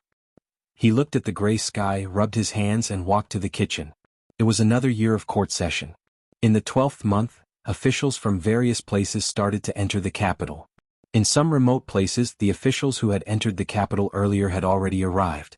Of course, the ones who arrived the fastest were the nobles who had been infeft outside. Ever since the weather turned cold in the 11th month, the old emperor's health had been deteriorating. The atmosphere in the court and palace was also as oppressive as the gray sky. During this period of time, the princes used all sorts of means. In the eyes of outsiders, the fight for the throne would most likely end up in the hands of either Prince Qi or Prince Xan. A small portion of the officials in the imperial court had already started to show signs of taking sides. Ever since Prince Jean succeeded the throne and the eldest princess' call for governance died down, no one mentioned it in the past few months. They needed to make plans for themselves and their clans. Li Yi continued to lead a leisurely life. If there were any difficult matters in the court, the eldest princess would take the initiative to come over. After discussing it with him, she would have an in-depth discussion with Mississippi Lu, and at the same time she would freeload a meal. After eating and drinking to her heart's content, she would leave in satisfaction. The matters of the Mathematics Academy had all been handed over to Li Han. He planned that after this year he would completely hand over the position of the headmaster to him. The Mathematics Academy was already in a good state. What was going to happen next was just a cycle that would repeat itself step by step. The winter of Jinghe fourth year was not pleasant. It was dry and cold with no snow, and there were frequent chills. It was not just Yongning. Ruoqing had also caught a slight cold 2 days ago. Although she was feeling better now, she still had some symptoms of coughing. Li Yi cooked some pears with rock sugar and placed them in a thermos cup to bring over. Pushing open the door of the courtyard, Xiao Chui and Xiao Zhu were playing shuttlecock in the yard. Li Yi asked casually, "Xiao Zhu, where is Ruoqing?" Xiao Zhu was playing shuttlecock. In such a cold weather, there were fine beads of sweat on her forehead. She must have been playing for a long time. She did not raise her head and said, "Miss is in the room. Li, you can go and find her yourself." Li Yi walked through the moon door and walked to the corridor. Ruoqing's door was closed. She should be resting. The thermos cup could keep her warm for a long time. Li Yi did not disturb her immediately. He pushed open another door, walked straight into Zue Mo's room and put the things on the table. Looking at the bed, he found that she was still sleeping. It was not early. Even if it was a lunch break, she should have gotten up. Li Yi walked over and said, "Get up, the sun is shining on your butt, you still sleep." The person on the bed was motionless. "If you don't get up, I will go up," Li Yi said as he walked to the bedside. Seeing that there was still no movement from the bedside, he first rubbed his hands to warm them, then reached under the quilt, reached under her neck and put one hand through her legs, carried her horizontally, kissed her gently on the neck and whispered, "Get up. Sister Ruoqing, are you awake? Drink some hot water." Hearing the voice, Li Yi turned his head and saw Zuemo walking in from outside the door. He only felt a little confused. "To Zuemo?" He lowered his head. He did not know when the woman in his arms had changed from Zuemo to Ruoqing. Her back was originally facing him. When he picked her up, he only cared about kissing her and did not pay attention to her face. Her eyelashes fluttered and she slowly opened her eyes. There was still a trace of confusion in her eyes. She looked up at Li Yi and a smile appeared on her face. She reached out and put her hand on Li Yi's face, murmuring, "Is it another dream?" Zuemo stood at the door, looking straight at him and asked, "What are you doing?" "I." Holding Ruoqing in his arms, Li Yi looked at Zuemo and murmured, "What am I doing? Come here." Zuemo glared at him and turned to walk outside. Li Yi looked down at Ruoqing and said with a bitter smile, I didn't do it on purpose." At this moment, Ruoqing naturally knew that this was not a dream. Blushing slightly, she explained, "It doesn't matter. The room here is warmer. These 2 days she has let me sleep here." She looked outside and said, "I'm fine. Go and explain to her quickly." Li Yi gently put her down and tucked her in. He took the soup bowl and scooped a bowl of soup. "This is rock sugar snow pear soup," he said. "It has a secret recipe from the palace. Drink a little, very soon you won't be coughing anymore." When he walked to another room, Zuemo was already sitting in front of the bed waiting for him. Li Yi explained, I just thought Ruoqing was you." "I know." Zuemo looked at him and nodded. "I asked Sister Ruoqing to sleep in my room. It's not your fault. It was good to have a reasonable other half. When there was a misunderstanding, there was no need to explain so much. Actually, even if it wasn't a misunderstanding, and you really wanted to hug Sister Ruoqing, I wouldn't be angry." When Li Yi walked over, she suddenly raised her head and said, "You should marry Sister Ruoqing too. I know you like her too. Anyway, marrying one is marrying two is also marrying. I'll help you persuade her. She likes you no less than me. I'll persuade her. She will definitely agree." It was good that the other half was reasonable, but if it was too reasonable, there must be a trap. The reason Li Yi could live well until now was that he was used to all kinds of tricks and would not fall into such a clumsy trap. Li Yi frowned and said, "What nonsense are you talking about?" "You." Zuemo looked at him and said seriously, "I'm not talking nonsense. She and you started earlier than me. She liked you earlier. I stole the person she likes. I'm sorry for her. Acting was a piece of cake for her and Ruoqing." Li Yi naturally would not be fooled by the surface. He shook his head and said, "Don't think too much all day. I peeked at Sister Ruoqing's diary. I know how she feels about you. I know how much she likes you." Speaking of the diary, memories that were almost forgotten surfaced, and Li Yi's heart began to tangle again. Zuemo looked up at him and asked, "You know all this too, right?" Li Yi was silent. Zuemo looked at him and said slowly, Sister Ruoqing has suffered so much. You cannot let her down. Li took a deep breath and looked at her. He said seriously, I have never thought of letting her down, nor have I thought of letting you down. Good. You really have such thoughts. You have always been thinking about Sister Ruoqing, you? As soon as Li Yi's voice fell, a slender hand climbed up his ear. Zueimo looked at him like an angry little tiger. Besides anger, her face was full of disappointment and regret. Li Yi was stunned on the spot. Could this be a series of traps, a trap within a trap? However, the hand that was pinching his ear did not exert any force. Her face instantly changed from disappointment and regret to a smile. She asked, Look, did I act well? I can even sing on stage, right? Li Yi's face turned from white to red and then to green. He looked at her and gritted his teeth. Yes, like a demon. He picked up the demon by the waist, threw her on the bed, and immediately pounced on her. Then there was a series of smacking sounds. I'll let you act. Act on stage? I'll let you act again. You are the biggest bad guy in the world. After a moment, she leaned against Li Yi's chest and rubbed her butt with some grievance.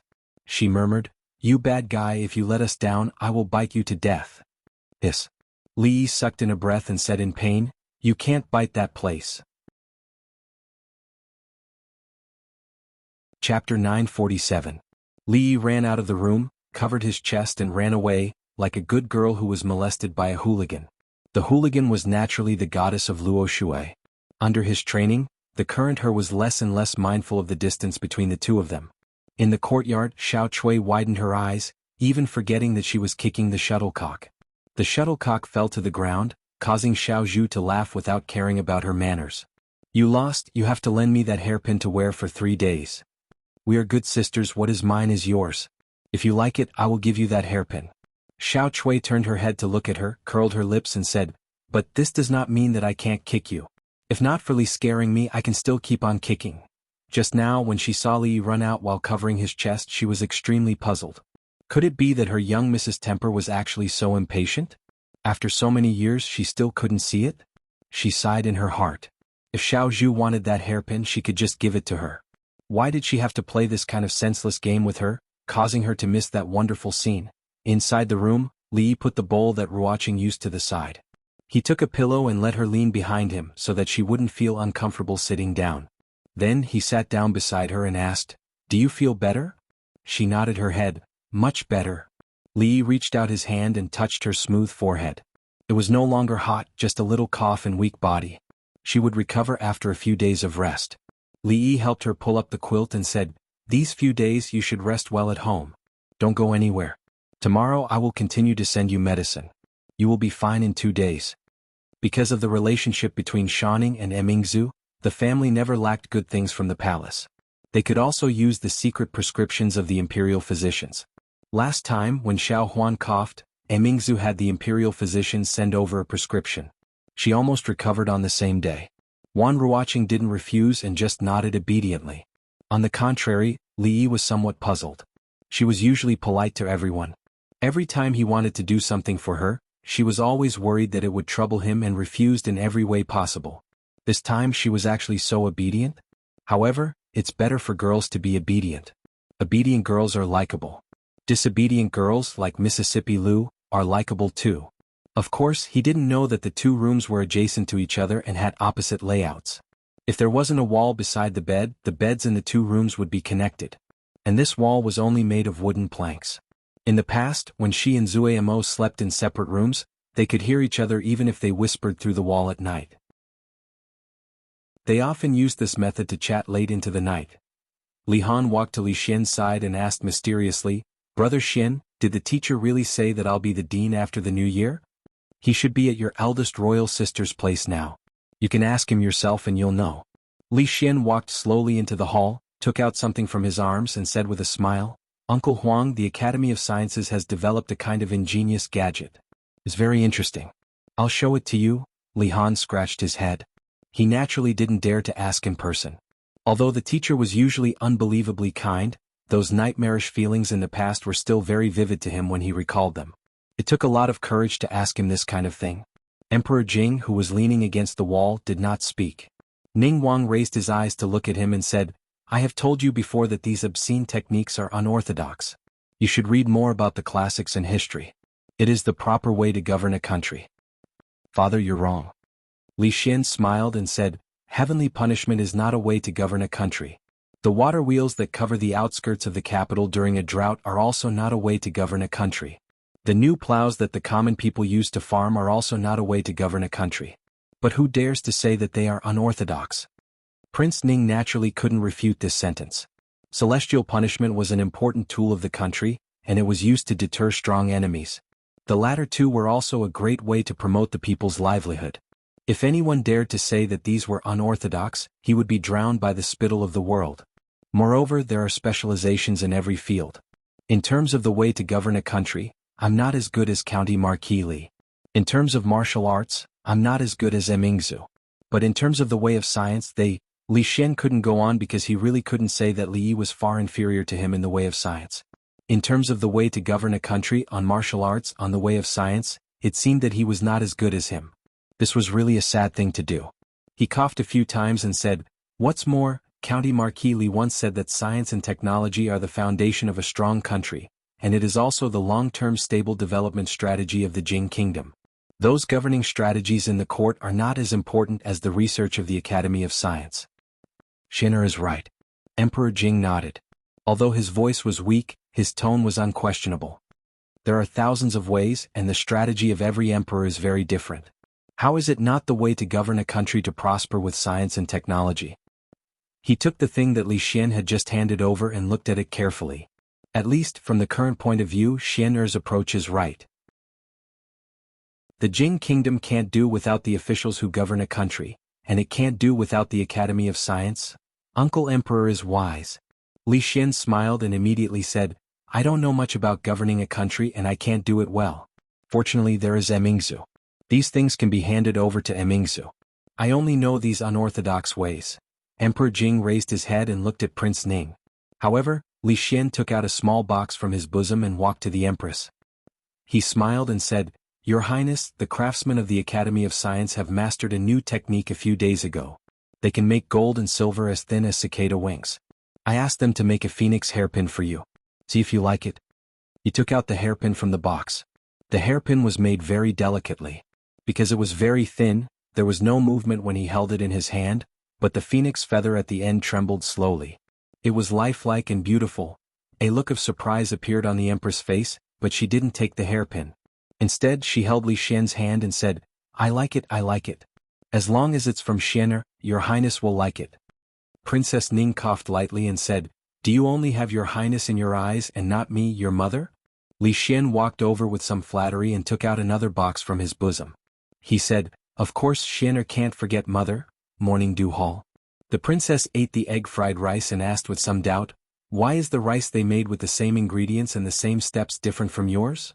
Maybe they didn't put in the effort, Li Yi said casually. If the same ingredients and steps could make delicious food with the same taste, then what was the use of those world-class chefs? Heat control, time, frequency of stir-frying, there were many tricks involved. It wasn't something that others could master. Besides, when those imperial chefs made the egg-fried rice, did they put so much love into it? Putting aside the love egg-fried rice, Li Yi thought of another matter. He looked at her and said seriously, In the future, you have to be careful of Li Xian. Emingzi looked up at him with doubt in her eyes. He is still a crown prince now. Li Yi explained, When he becomes the emperor in the future, it will be much easier for you to be the empress. You have to guard against him, be careful not to be betrayed by him. Uncle Huang, what Xin'er said is true. When it comes to governing a country, Li Yi and Emingzu are much more proficient than me, especially Li Yi. He actually knows everything, but he is lazy. Only when Emingzu looks for him he will say. Li Xian thought for a while and said, A minister of nobility can't restrain him. If he is made prime minister he can't be lazy anymore. With the two of them working together, there is no problem that our Jing kingdom can't solve. Li Xian was very excited. Emperor Jing smiled and looked at him. He suddenly said, Since Xin'er knows, you still won't call me imperial father? Li Xian's expression froze and his voice stopped abruptly. Chapter 948. Li Yi felt that he needed to remind Emingzu to be wary of Li Xian. In order not to become an emperor he would do anything. He might even betray Emingzu in the blink of an eye. Just as he said this, he saw Li Han walk in from outside. He walked to his side and whispered, "Sir, are you going to give me the position of the Dean of the School of Mathematics?" Li looked at him and asked, "Who said that?" Although the position of Dean would be given to him sooner or later, he could not take it before he said it. This was like the throne. Once he said it, it would not be giving up the position but usurping it. Li Han was stunned and did not know how to answer for a moment. Li looked at him and asked, "Do you think that you are very powerful and qualified to be the dean?" "No. Do you think that you know a lot about mathematics?" "Just a little, a little." "You are modest." Li crossed his arms and said, "I will test you on a few questions. If you can answer them, I will give you the position of dean." Although Li Han was young, he still knew his place. If mathematics was compared to a mountain, he could only be considered to be halfway up the mountain. The people from the Imperial College of Mathematics were at the foot of the mountain. As for Sir, he had to look up at the top of the mountain from time to time. He could not see clearly in the clouds. Seeing that Li Han's first reaction was to shake his head, Li added, "Don't worry, you have learned it before. It will not be beyond the scope." Li Han's expression was serious and he said, "Sir, please ask the question." Li looked at him with a smile that was not a smile. "This kid, how long has he been thinking about the position of the Dean of the School of Mathematics? One rooster is worth 5 coins, one hen is worth 3 coins, 3 chicks are worth 100 coins to buy 100 chickens. How much are the rooster, hen and chicks?" "Chicken wing 4, chicken hen 18, chicken chick 78, chicken wing 8, chicken hen 11, chicken chick 81, chicken wing 12, chicken hen 4, chicken chick 84. Li Han immediately said the answer. It was the simplest equation of 3 variables. When the teacher came up with the question, he didn't even know how to change the numbers. This question was a must-memorize question for the students of the College of Mathematics. As the acting dean, he had already memorized it by heart. Today the wall is 5 feet thick. 2 mice can pass through it. The big mouse grows 1 foot a day, the small mouse grows 1 foot. The big mouse grows twice as much as the small mouse grows half as much. When will the 2 mice meet? The 3rd day. Li Han gave his answer in the same instant. He thought that the teacher would give him a difficult question for the second question, but he did not expect it to be a question that he had seen before. Furthermore, it was the simplest question. There should be another question after the original question, which asked how many times the 2 mice would wear. If the questions were asked at the same time, he might have to think about it. What's 80,000 times 90,000? 720,000. After Li Han easily answered the 3rd question, he was already sure that the teacher really wanted to give the position of dean to him. The so-called examination was just a process. Otherwise, why would he always give this kind of free marks? Li rubbed his head and said with a smile, "The study of mathematics is broad and profound. Remember not to be arrogant and conceited. Go back." When Ning Wang accompanied Ning Wang Fei into the main hall, he just happened to see Li Han walk out. Seeing his dejected appearance, Ning Wang Fei asked with concern, "Little Han, what's wrong? Did someone bully you?" "No, no one bullied me. It's because I'm too stupid." Even the simplest calculation could be wrong and he still wanted to be the dean. Li Han shook his head. He endured the shame in his heart and left with his head lowered. Emingzu, seeing that Ning Wang Fei had been looking at Emingzu with tears in her eyes ever since she walked in, Li knew what he had to do. He stood up and cupped his hands. "Your Highness Ning Wang, Your Highness Wang Fei, this junior will leave first." At the same time in a certain hall, the Empress held Li Xian's hand and also had tears in her eyes. Emperor Jing looked at Changde beside him and slowly said, "Summon the 2 prime ministers, the head of the secretariat, the attendant, and the 6 ministers to the palace." Changde stood with his hands by his side and respectfully said, "This old servant obeys." The 2 prime ministers, the head of the secretariat, the attendant, and the 6 ministers. Every one of them was a high-ranking official who could shake the court with a stamp of their feet. When the emperor summoned 1 or 2 of them alone, no one would think too much. However, when the emperor summoned all of them to the palace at the same time, no one would believe that it wasn't an important matter. The emperor was seriously ill and the great court conference was approaching. At this delicate moment, there was only one thing that could be called an important matter: the position of crown prince. For a moment, the atmosphere of the entire capital became tense. This was especially so for the princes who had already arrived in the capital. Their hearts were in their throats. All of their fates might change today. Countless gazes were focused on the palace gate. The 10 officials of the imperial court only came out of the palace at night. However, after leaving the palace, Each of them directly returned to their residences in their carriages and closed the doors, refusing to meet any guests. Regardless of whether it was the princes or the high-ranking officials in the capital, they refused to meet any of them. This undoubtedly made the entire matter even more confusing. Prince Qi's residence. Prince Qi, who had been regarded as a popular candidate to seize the throne, was now enraged. He smashed a few cups and said angrily, "What did father say to them? He actually refused to meet any of them. What does he mean by this?" Someone behind him came forward and comforted him, "Your Highness, there's no need to worry. We didn't meet Prince Xian either. After those lords returned, they refused to meet any guests." After hearing this, Prince Qi felt slightly more at ease. He was not afraid of not meeting him. What he was afraid of was not meeting Prince Xian or the other princes. The meaning behind this was very clear. He returned to his seat and said with a disappointed expression, "It's said that the throne will definitely be decided after the Great Court Conference. Right now there's less than a month until the Great Court Conference. Even if father wants to wait, he should at least release some news." Prince Xian Manor? Did they really say that? A young man looked at the servants and asked, "Did you guys report my name?" That person immediately replied, "Your Highness, of course we reported your name. However, the servants in those lords' residences all said that they won't be meeting any guests recently.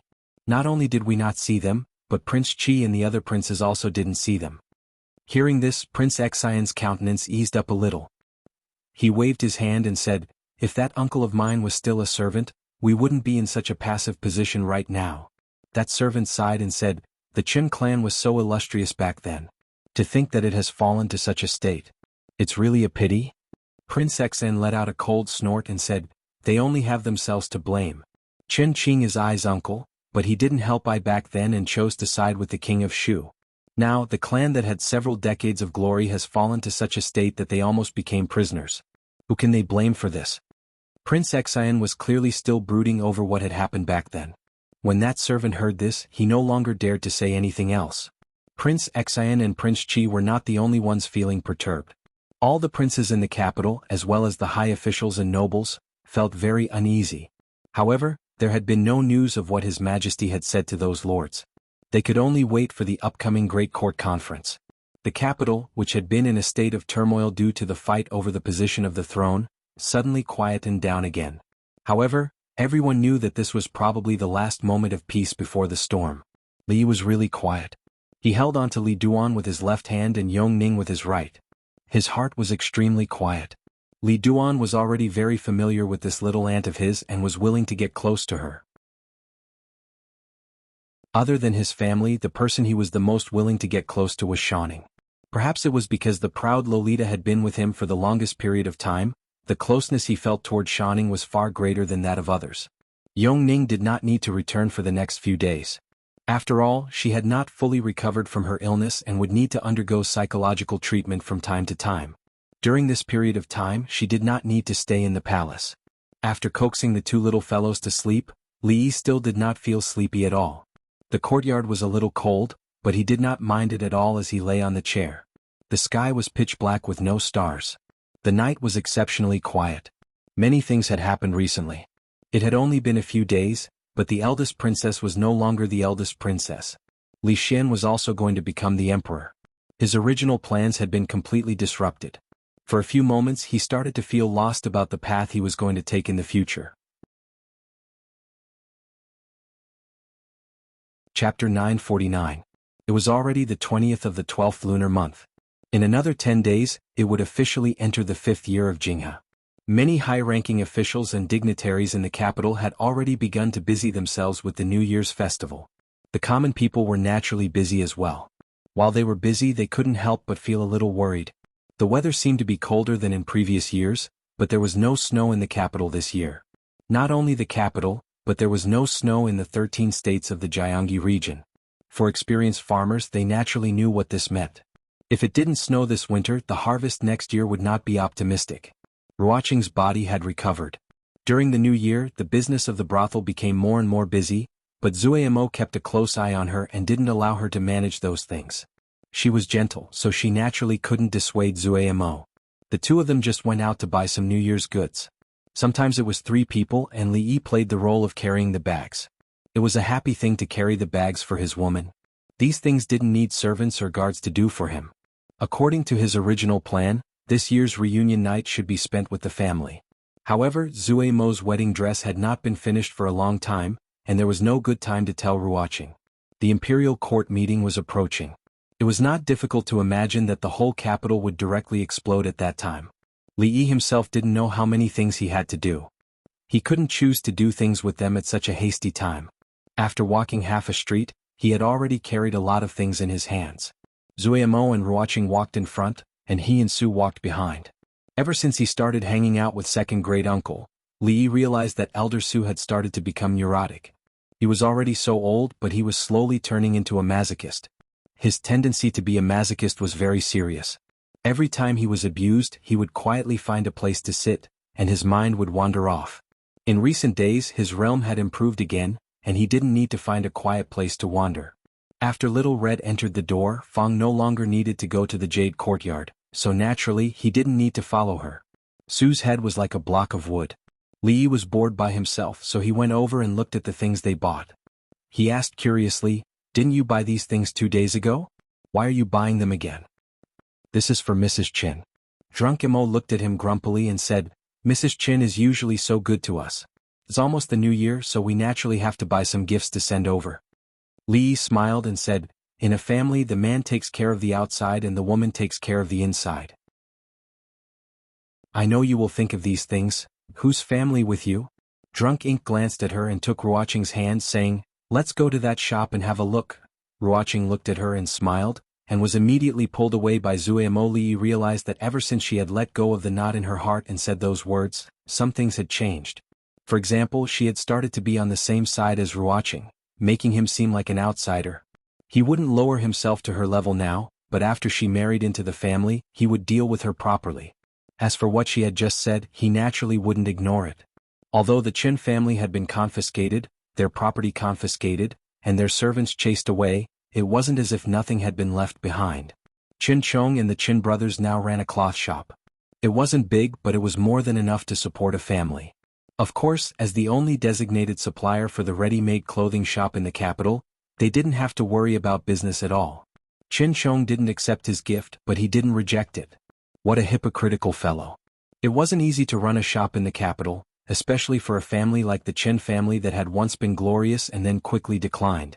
Former friends might not still be friends, and former enemies would definitely still be enemies. These days, the people he had arranged in the open and in the shadows had already helped them clear up countless troubles. Seeing Zue Mo and Ruoqing enter a shop, he quickly followed. Qin Cloth Shop. This was a newly opened cloth shop in the capital. Its name was ordinary, but the people who opened it were not ordinary at all. Once, the House of Duke, the Qin family had 2 sons. One was a minister, and the other was a third-rank attendant. They had countless friends and had unparalleled influence in the capital. They were the people that most of the common people and even the nobles looked up to. But that was then and this was now. The present Qin family was just a commoner's family, no different from the majority of the people in the capital. The common people often talked about the prosperous poor, but they loved to see the nobles in distress even more. Every day many people would come here not to buy cloth, but to see what the once glorious Qin family had fallen to. After Qin Chong entered the shop, he waved his hand and said, "Li Jun, these rolls of cloth were ordered by a customer yesterday. They will be coming to collect them soon. Move them over there." "Yes." Qin Li Jun, who had once been one of the capital's greatest profligates, was now wearing extremely ordinary clothes. Hearing this, he immediately ran over, strenuously picked up the rolls of cloth, and placed them on the other side of the shop. Qin Chong lifted a curtain and walked into a small room inside. Frowning, he said, "Miao Yu, didn't I tell you to rest at home? Why are you here again?" Among the women, third Miss Qin looked back and shook her head. "It's so boring staying at home. Why don't you come over and teach them how to embroider? If you feel bored, let Shio or accompany you to the brothel to watch a show. I heard that there's a new show going on there recently. It's fine, second brother. I can only feel at ease if I have some work to do." Qin Chong looked at her, shook his head slightly and finally said no more. Inside the shop, seeing that another customer had come in, Qin Lijun hurriedly got up, walked over and asked, "Sir, are you looking around or?" A young man smiled and said, "To collect the goods." Qin Lijun nodded his head and said, "Please show me your bill." The young man took out a piece of paper from his bosom. Chen Lijun glanced at it, then walked to the other side and quickly came back with a roll of cloth. He said, "This is your cloth. Please check it. If there's no problem, just pay the balance." The young man opened the roll of cloth and turned it around to examine it. He asked, "Is this cloth sturdy? Don't pass it off as good. If it's not sturdy, I won't pay." Chen Lijun smiled and said, "Sir, don't worry. In the entire capital, you won't be able to find cloth as sturdy as ours." Rip? The young man stretched out his hand and lightly tore the cloth in his hand. He threw the roll of cloth on the ground, looked at Chen Lijun and asked, "This is the sturdiest cloth in the capital?" Chen Lijun stared at him in a daze. In terms of patterns, the cloth here could not compare to other places, but in terms of sturdiness, this was already the best in the capital. Who would have thought that the person before him would be able to casually tear this cloth apart with his bare hands? The young man took out a few more pieces of paper and handed them to another shop assistant. He asked, "These are the other rolls of cloth I ordered from you yesterday. Where are they?" The shop assistant pointed in a direction in a daze and said, They're all over there." The young man strode over, opened a roll of cloth and lightly tore it. After a sound like silk tearing, he casually threw the roll of cloth away and stepped on it. Rip.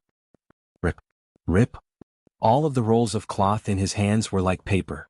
He easily tore them apart and threw them on the ground. He stood in the middle of the rags and indifferently said, "This is the sturdiest cloth in the capital that you spoke of?" Chapter 950. You're here to deliberately cause trouble? Even ordinary cloth could not be torn apart so easily. Chen Lijun was very familiar with his family's cloth. A person who could tear through this cloth like it was paper was definitely not an ordinary person. He was not a customer. The scene before him was his ultimate goal.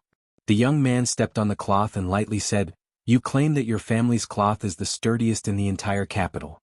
Who would have thought that it would be torn with just a light tear? I'm afraid the cloth sold in this shop is only of inferior quality, right?" The curtain in the inner room was lifted open and Qin Chong walked out. His gaze swept across the interior of the shop and looked at the young man. Calmly he asked, "Who sent you?" Before this shop had opened, he had already predicted many things. When the Qin family was at its peak, it had many families and vassals that it was on good terms with, but it also had many enemies.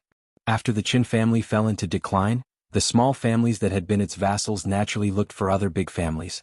Some of the families that it was on good terms with were exiled, some were still in prison, and the rest avoided the Qin family like the plague. Of course, there were also many people who were happy to see the Qin family in its current state. As they walked by, they would throw a few stones and spit a few times. At this time, asking the two sides what their grievances were and why they had come to cause trouble was a very childish thing to do. Thus he did not beat around the bush and went straight to the point. "You're the shopkeeper of this shop?" The young man looked at him, shook his head and said, "I don't understand what you mean. Your family uses these rags to deceive the customers, but you don't want to talk about it and say something I don't understand. What do you mean?" The cloth shop was located in a busy market. With the new year approaching, there was an endless stream of customers. This was the time when business was at its peak. In a short time there were many more customers outside the shop. "What's wrong with these cloth?" A gentle voice came from behind. Third Miss Chin opened the curtain and saw the situation inside the shop. She quickly walked out, bent down and picked up the cloth on the ground. "Put it down. Do you still want to destroy the evidence?" The young man reached out and grabbed the cloth. With a sudden tug, he snatched it from her hands. Because he had used too much strength, she lost her balance and fell to the side. "Miao Yu." Qin Chong's expression changed. He immediately rushed over and helped her up, asking with concern, "Miao Yu, are you all right?" "I'm fine." Qin Miao Yu waved her hand, and Qin Chong's sharp senses noticed a few traces of blood seeping out of her palm. Qin Miao Yu noticed the change in his expression and shook her head, saying, "It's just a scratch, it's not a big deal." "You're courting death." Qin Chong handed her to the maidservant behind him. Looking at the young man, his eyes were bloodshot. He clenched his fist and punched the young man's face. "You unscrupulous shop, how dare you make a move?" The young man raised his head, grabbed Qin Chong's fist and shouted, "Everyone come and take a look. Let's see what kind of business this shop has." Qin Chong only felt a huge force on his fist. His arm could not move forward, nor could he pull it back. His fist was in excruciating pain, and beads of sweat immediately appeared on his forehead. "Hey, everything was fine. What's going on?" A rough voice suddenly came from the door. A man wearing coarse clothes and a handkerchief around his neck walked in. He patted the young man's shoulder and said with a smile, "Brother, if you have something to say we can talk it out. There's no need to use force." Qin Chong felt the hand that had gripped his fist loosen, and his arm regained its freedom. The young man's body trembled. Under the man's light pat, his entire arm had gone numb. Qin Chong did not recognize this man who had suddenly appeared, but Qin Lijun did. This person had appeared on the second day that the cloth shop had opened. He had set up a tea stall in front of the shop. Normally there was not much business. In the morning, Qin Lijun had been curious as to how this tea stall, which only sold a few cups of tea, was able to support his family. Knowing that the man in coarse clothes was an expert, the young man's expression changed dramatically. He shouted, "Assault and scrupulous shop is assaulting people. Come with me, let's destroy this unscrupulous shop. Hey, if you have something to say, talk it out, don't use force." The man grabbed the young man's neck and hurriedly said, "Brother, calm down, calm down. Hey brother, why aren't you saying anything?" With his neck strangled, the young man's face was completely red, and his eyes were about to pop out. He wanted to pry the man's arm away, but he could not muster any strength. "Let him go." 3 people rushed in from outside the door and shouted, "It's broad daylight, what do you think you're doing?" The 3 people blocked the man from 3 directions. Under the man's arm, the young man's face had already turned from red to white, and then to green. What are you doing?" Li Yi, Ruoqing and Zui Mo walked in from outside and looked at the scene in surprise. The man let go of the young man, and the young man fell to the ground, gasping for breath. When the man saw Li Yi, a smile appeared on his face. When he saw the slovenly elder behind Li Yi, his eyes began to shine. Li Yi walked over, looked at Qin Chong and asked, "What's going on?" Qin Chong shook his head. "Someone must have sent someone to cause trouble again." Li Yi turned to look at the man and said, "Go ask him who sent him."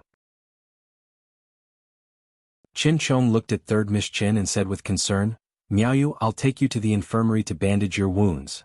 Only now did Li Yi see the blood seeping out of Third Miss Chen's hand. He turned and waved his hand saying, "Forget it, there's no need to ask." He then turned to the slovenly elder and said, "Su, I'll have to trouble you to ask him yourself." The slovenly elder nodded expressionlessly and walked up to the young man.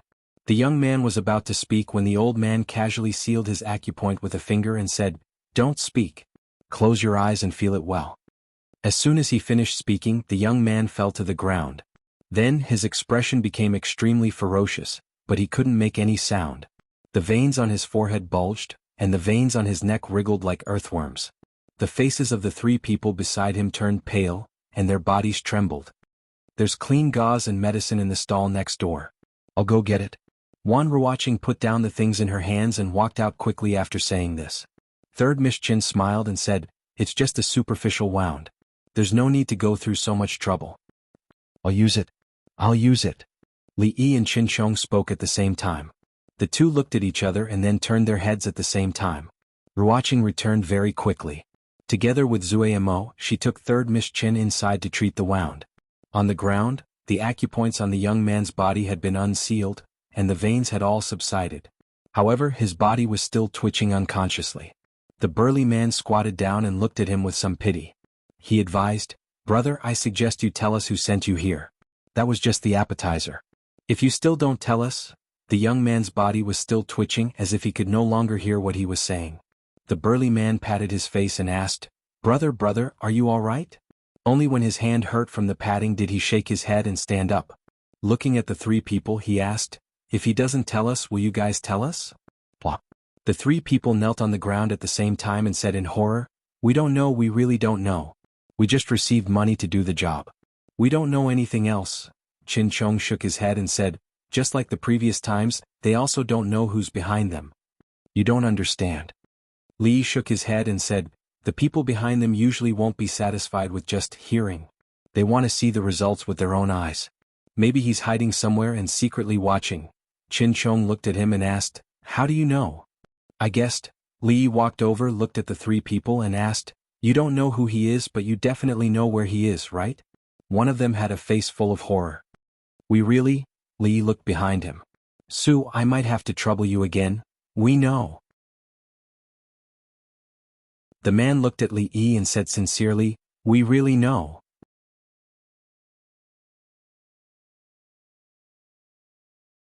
Chapter 951.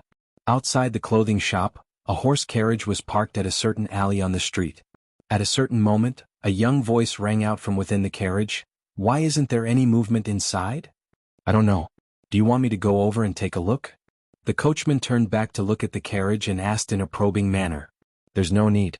A voice rang out from within the carriage. "Wait for another 15 minutes. If there's still no news, we'll leave." The coachman nodded. He had just turned around when he saw a few figures walking out from the shop toward the horse carriage.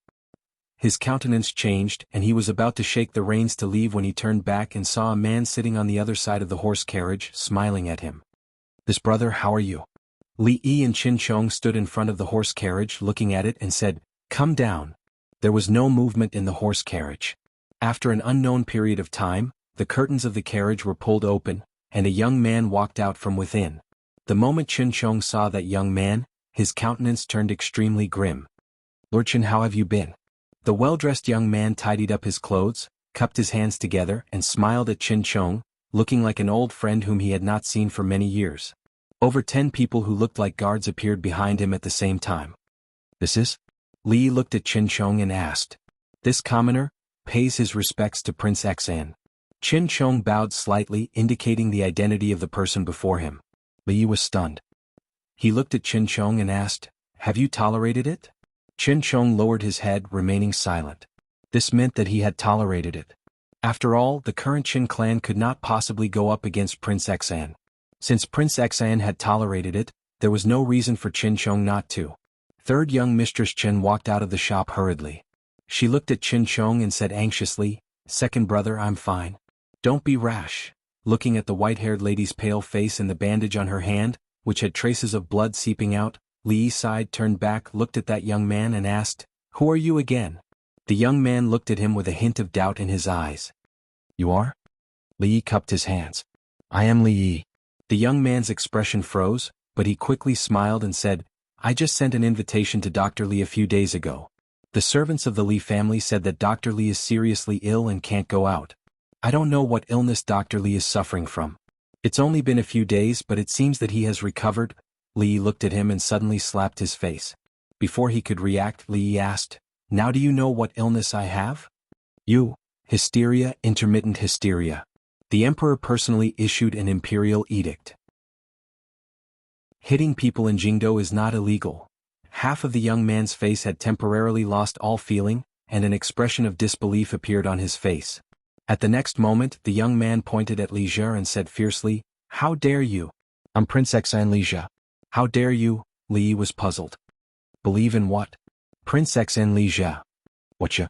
"Prince Xan Li Jie." "Why are you speaking so loudly?" "So what if he's called Li Jie?" "So what if he's called Li Jie?" "How dare you make fun of me?" "Pah." Li slapped the other side of his face again, looked at him and said, "What do you mean by believing in Jie or not? Young man, can't you straighten out your tongue before you speak?" Earlier it was only half of his face. Now it was his entire face. The young man could no longer speak. Li looked at Qin Chong and asked in a soft voice, "Have you calmed down?" A hint of elation appeared on Qin Chong's face as he shook his head slightly. It was just 2 slaps. How could his anger be appeased? If the Qin clan was still the Qin clan and Prince Xan was not Prince Xan, it would already be letting him off too easily. "If you still haven't vented your anger." Li took out the dagger that Mississippi Lu had given him from his sleeves and handed it to Qin Chong, saying, "This is for you.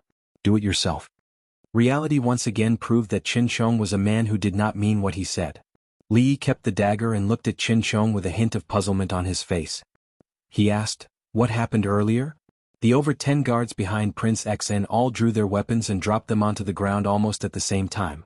The unkempt old man threw a peanut into his mouth, and that man ran over with a fawning expression asking, "Senior, are you thirsty?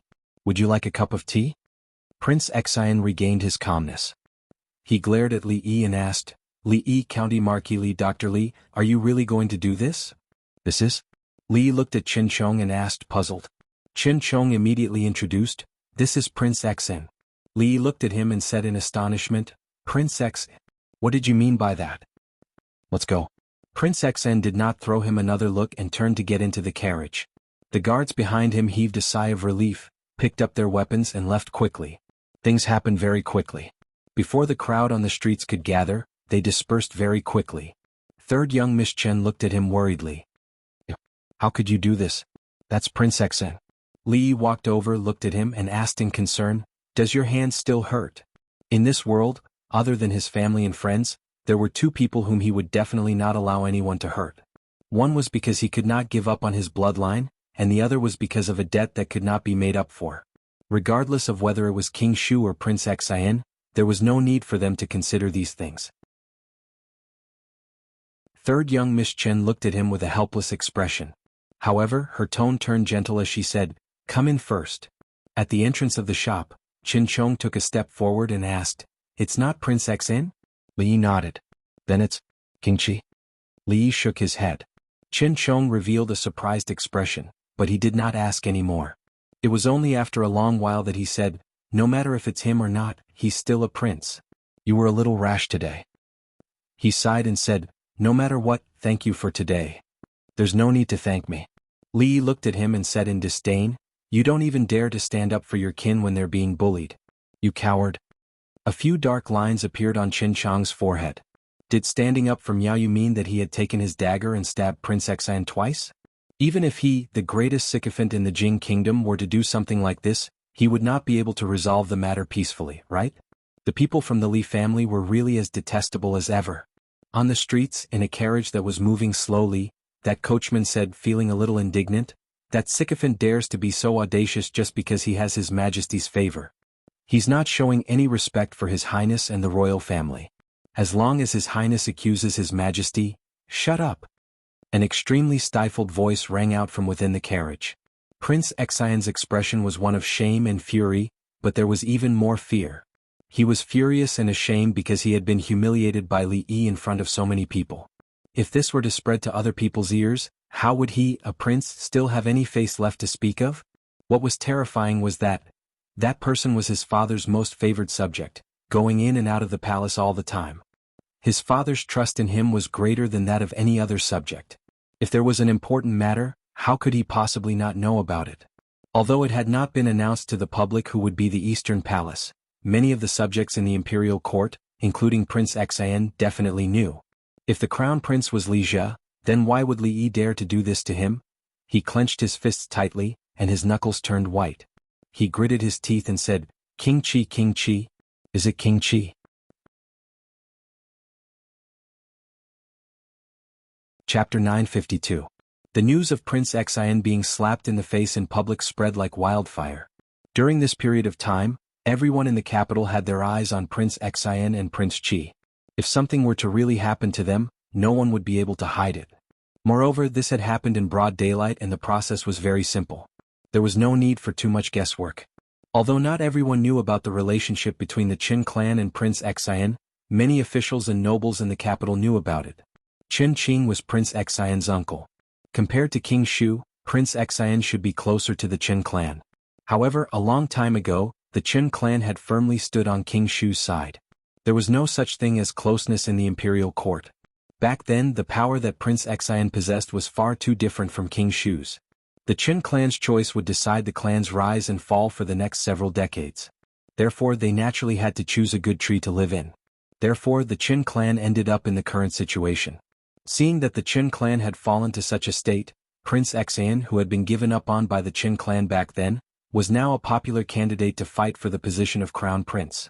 It was normal for him to kick the Qin clan when they were down. It was not strange for him to be slapped in the face when he was down.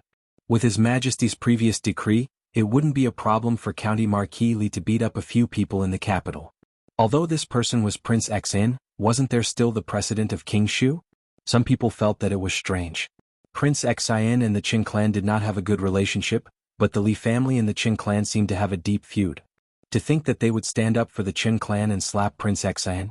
It was really hard to distinguish the complicated relationship.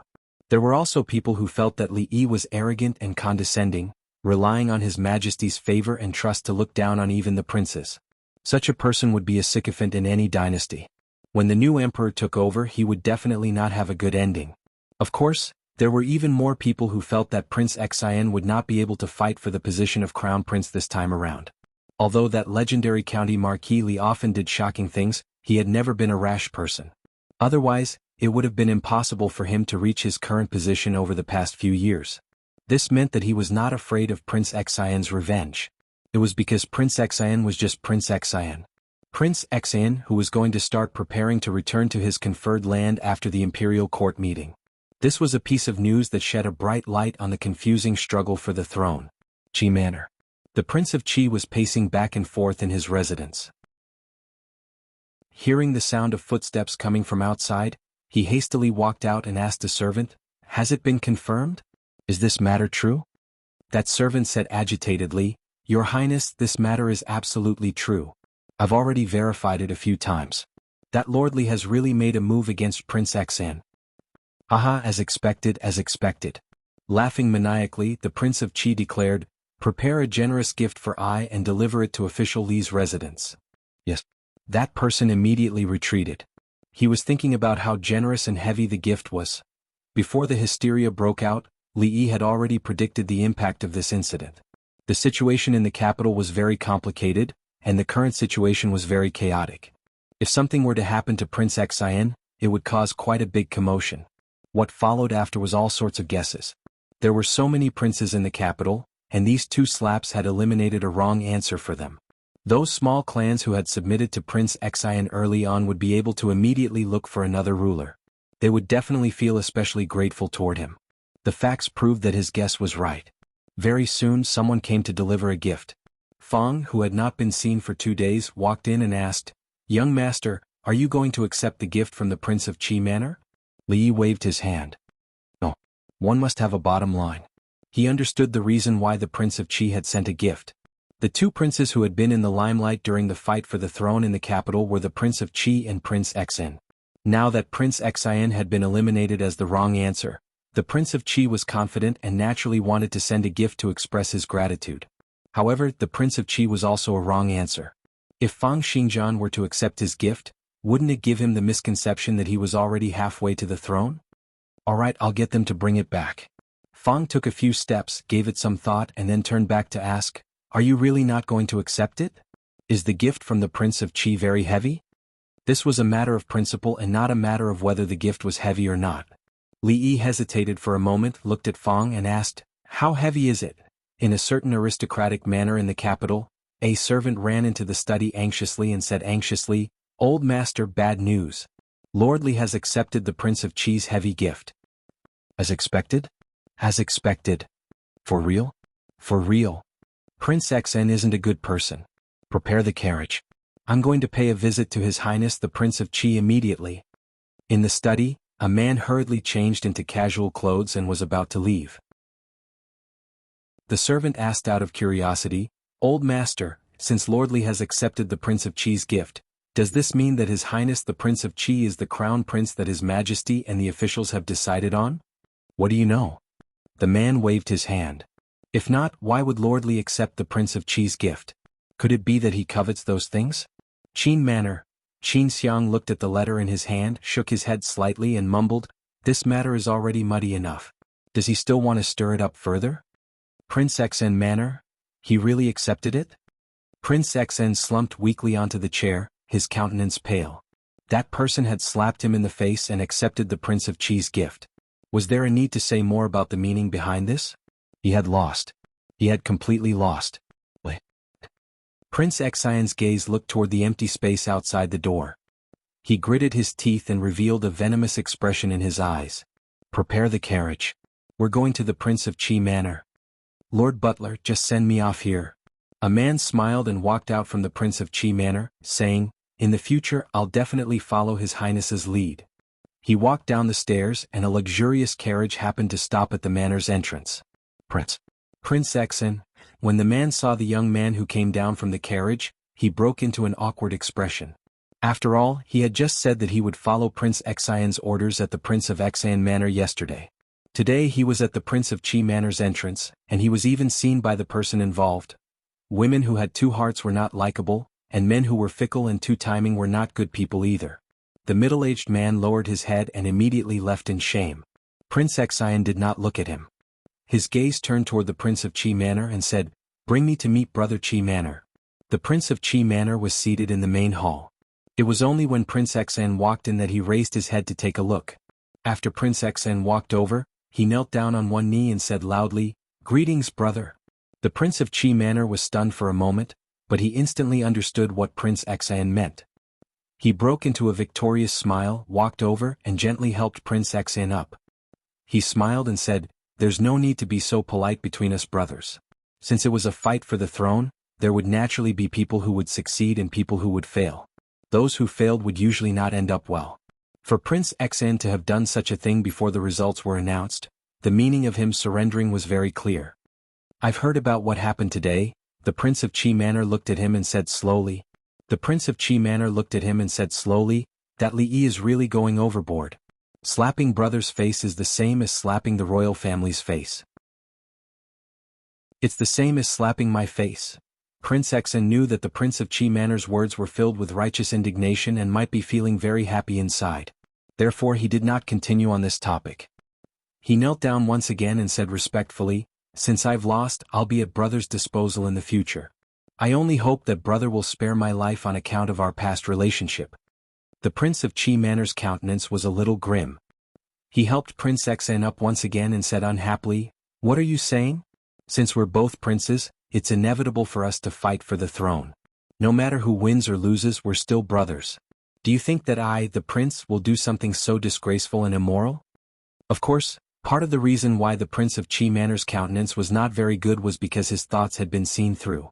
Although the Prince of Qi Manor had won against Prince Xn for now, there was no guarantee that Prince Xn would not have such thoughts in the future. The simplest and most convenient method was of course to kill him and end everything once and for all. However, if Prince Xn were to do something like this right after he ascended to the throne, it would be a source of ridicule for others. Moreover, Prince Xn knew how to adapt to the circumstances, so the Prince of Qi Manor could not go overboard. "Thank you, brother." Although Prince Xn did not dare to do this, he still said respectfully, "I'll congratulate brother in advance." The Prince of Qi Manor smiled. The truth was already very clear and there was no need for him to hide it anymore. "Although this is a great joyous occasion for brother." Prince Xn looked at him and said, "There's one person that brother must be on guard against." The Prince of Qi Manor looked at him and asked, "You're talking about Li?" Prince Xn nodded and said, "This person has already made a name for himself in the imperial court and is able to influence the situation in the imperial court. He's also arrogant and despotic. To think that he doesn't fear the royal family now. I'm just afraid that when the time comes, he'll be a threat to brother." The Prince of Qi Manor fell silent for a moment before suddenly patting Prince Xn's shoulder and saying with a smile, "Don't worry. The day brother ascends to the throne will be the day that crafty subject dies." Chapter 953. Brother, there's no need to send me off. Brother, take care. Regardless of what they were thinking, at the very least, when Prince Qi and Prince Xn walked out of the hall, their faces were filled with smiles, looking like brothers. After walking out of the Prince Qi Manor and getting into the carriage, Prince Xn's countenance turned grim. Putting aside the fact that he had become the true loser in the fight for the throne, as a prince, he had even been humiliated on the streets. The worst thing that had happened in his entire life had happened in these 2 days. "I want to see how long you can continue to be smug." He gritted his teeth and said coldly, "Before that, I'll settle a small debt first." He lifted the curtain and said in a soft voice, "Help I investigate something." After returning to the hall, a hint of a cold smile appeared on Prince Qi's face. So what if he had authority over the entire court? So what if he could cover the sky with one hand? No matter how much his father favored him, when he ascended to the throne, it would just be a single decree for him to be dealt with. There were too many such examples in history. The ruler was the ruler and the subjects were the subjects. If the ruler wanted the subjects to die, the subjects had no choice but to die. How could a mere county marquis have the capability to rebel? Is this a rebellion? Lu Dao rubbed his head and said in a soft voice in the county yamen. As the year approached, there were more matters to handle in the yamen. There was a huge flow of people in the capital and it was hard to maintain law and order. There would be over 10 small cases of theft and robbery every day. Although there were no major cases, just these trivial matters were enough to give him a headache. What made him even more vexed was that when the constables in the yamen were investigating some old cases, they discovered some new clues. This caused him to feel a chill in his heart. This included the case of the son of the former assistant minister of the Ministry of Works. Although it had been a long time, that case was too important. The number of deaths was high, and the way they died was so tragic that it attracted the attention of the entire capital. Even if it was hard to close the case, it was impossible to just let it go so easily. Thankfully, there were finally some clues to this case. Holy religion. As the mystery of that thing called holy religion was gradually revealed, Lu Dio felt as if he had sensed a huge hibernating beast hiding somewhere in the capital, secretly observing everything. This feeling made one's hair stand on end. How many people did the holy religion have in the capital? Who was the person called the Empress? He had no way of knowing, but it was precisely because of this mystery that people were afraid of. The new year was approaching and the imperial court conference was approaching. They could not afford to have any trouble during this period of time. In the coming year, they would have to report this matter to the imperial court and treat it seriously. Li Yi had a headache. The old madam had already told him several times that only when the family ate together on New Year's Eve could it be called a reunion dinner. If there was one less person, it would not be a reunion. The one with the least was naturally drunk in ink. Even Rui had mentioned to him several times that it wasn't appropriate for the Li family to live outside all the time, as outsiders would gossip about her. But the problem was that drunk Imo was still thinking of ways to win over her best friend and add another mistress to the Li family. The time was not very ripe yet. This was really a headache-inducing matter. Li Yi was trying to persuade drunk Imo otherwise, he would have to persuade the old madam and Rui when he went back. Rui was the easiest to talk to, but the old madam was not easy to deal with. She could use that kind of sincere tone to talk in his ear for a whole day. In the whole family besides Mississippi Lu, she was the person that Li Yi was most afraid of. Persuading drunk Imo alone was easier than persuading both of them. "I'm fine with anything." Drunk Imo looked up at him and said, "But if I move over now, Sister Ruoqing will definitely not go with me. It's not the right time and I'm afraid it will have the opposite effect." Li Yi thought about it and felt that one couldn't always think of simple and easy things. Sometimes one had to challenge difficult things. Drunk Imo suddenly looked at him and asked, "There's a question I want to ask you." "What is it?" Li Yi smiled. His expression was unchanged, but his heart immediately became alert. She looked at Li Yi and asked curiously, "Me and Sister Ruoqing, who did you like first?" Li Yi looked up at the night sky as if thinking. After a moment he shook his head and said, "Tonight's moon." Drunk Imo looked at him and said, "There's no moon tonight, not even stars." No, there were stars. A few starlights appeared in Li Yi's eyes, streaking across the night sky and flying in this direction. The starlight fell on the roof and ignited a raging fire. It was not starlight but fire. Drunk Imo was startled and her expression changed. She said, "Sister Ruoqing is still inside. Protect her." Li Yi said in a low voice, and a maid-like woman at the door flashed and appeared beside drunk Imo. A few more spots of light flew in different directions, and at the same time, a few figures appeared in the night sky, rushing in the direction of the fire. Inside the room, Wan Ruoqing, who was reading at the table, had not realized what had happened when she was carried out of the room by Li Yi. "You." Her face was red, and it was not until she was carried into the courtyard by Li Yi and saw the fire on the roof that her face began to turn pale. "Is there anything important in the room?" Li Yi asked quickly, ready to rush in again. The fire on the roof had spread, and it would not spread to the room for a while. It was too late to put out the fire, but there was still time to move some things out of the room. "No." Wan Ruoqing grabbed his hand and shook her head. "There's nothing important, don't take risks." Drunk Imo looked at her and seemed to think of something. She immediately said, "You're painting?" Wan Ruoqing held Li Yi's hand tightly and shook her head. "It's not important." In fact, time came in a hurry, but she was holding his hand and Li Yi could not rush in with her. These two rooms were not the only ones on fire in the Zheng residence. Several guest rooms and the rooms where the servants lived were also on fire. There should be kerosene on the arrows, otherwise the fire could not have spread so quickly. People kept rushing in from outside and fighting the fire with the servants in the residence. Li Yi held the two women's hands and sat in the courtyard, watching the fire gradually engulf the entire room. After a while, a few people came in from outside, shook their heads and said, "3 men of sacrifice. We just caught up with them and they died of poison." Li Yi used to have many enemies, but now they were all in prison or on the way to exile. It was impossible for them to do something like setting a fire in the middle of the night. There were men of sacrifice and fire arrows. It was not a small matter. It was just that this person was a little too impatient. Fang dashed over in exasperation and scolded furiously, "That damned person is so immoral. 5 rooms have been burned. No one will be able to stay here tonight." Li looked at the fire and said in a soft voice, Prince Xen. What? Prince Xian? Fang was stunned for a moment, then he turned and walked out. I'll bring people to burn down Prince Xen residence right now. Li pulled him back in time. The people were already dead and there was no evidence. How could they accuse Prince Xen? Even if it was found out that Prince Xian had instructed others to do it, which of the charges of setting fire to a commoner's residence and setting fire to the prince's residence was greater? Recently, the weather had been dry, and the residences of the nobles were all closely connected. It would be bad if the innocent were to be implicated. It would not be as simple as waiting for him to leave the capital and breaking his legs. However, the Zheng residence held a special meaning to drunken Mo. Li looked at her worriedly. Before he could say anything, she shook her head and said, It's fine. So what if the house is burned? It's fine as long as he's fine. Xiao Chui walked over pitifully and asked, Young miss, where are we going to sleep tonight? Li looked at the room that was still burning. The Zheng residence was no longer suitable for people to stay in. It was already so late and the inns and the like were all closed. Where they were going to stay at night was indeed his expression suddenly froze, and his gaze once again looked toward the few rooms that were lit up by the fire. This fire didn't seem to be that bad after all. Drunken Mo gave it some thought and said, Let's go back to Willow Alley first. We'll be able to stay there after we get some bedding and tidy up. Willow Alley.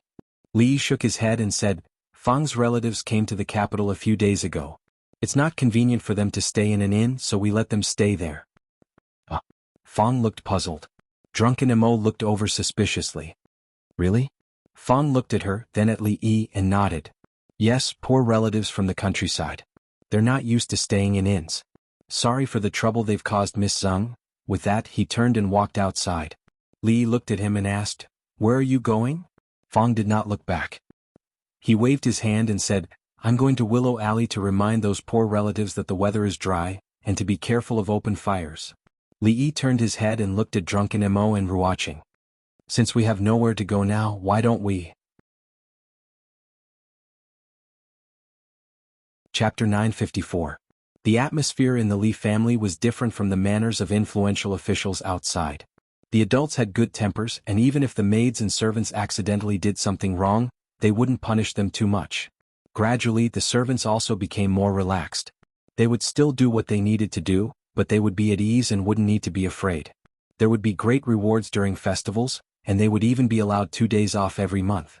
Such a situation was impossible to exist anywhere else in the capital.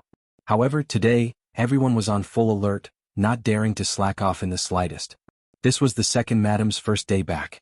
If anything were to happen, the adults wouldn't beat or scold them, but they would definitely deduct all their rewards for this month.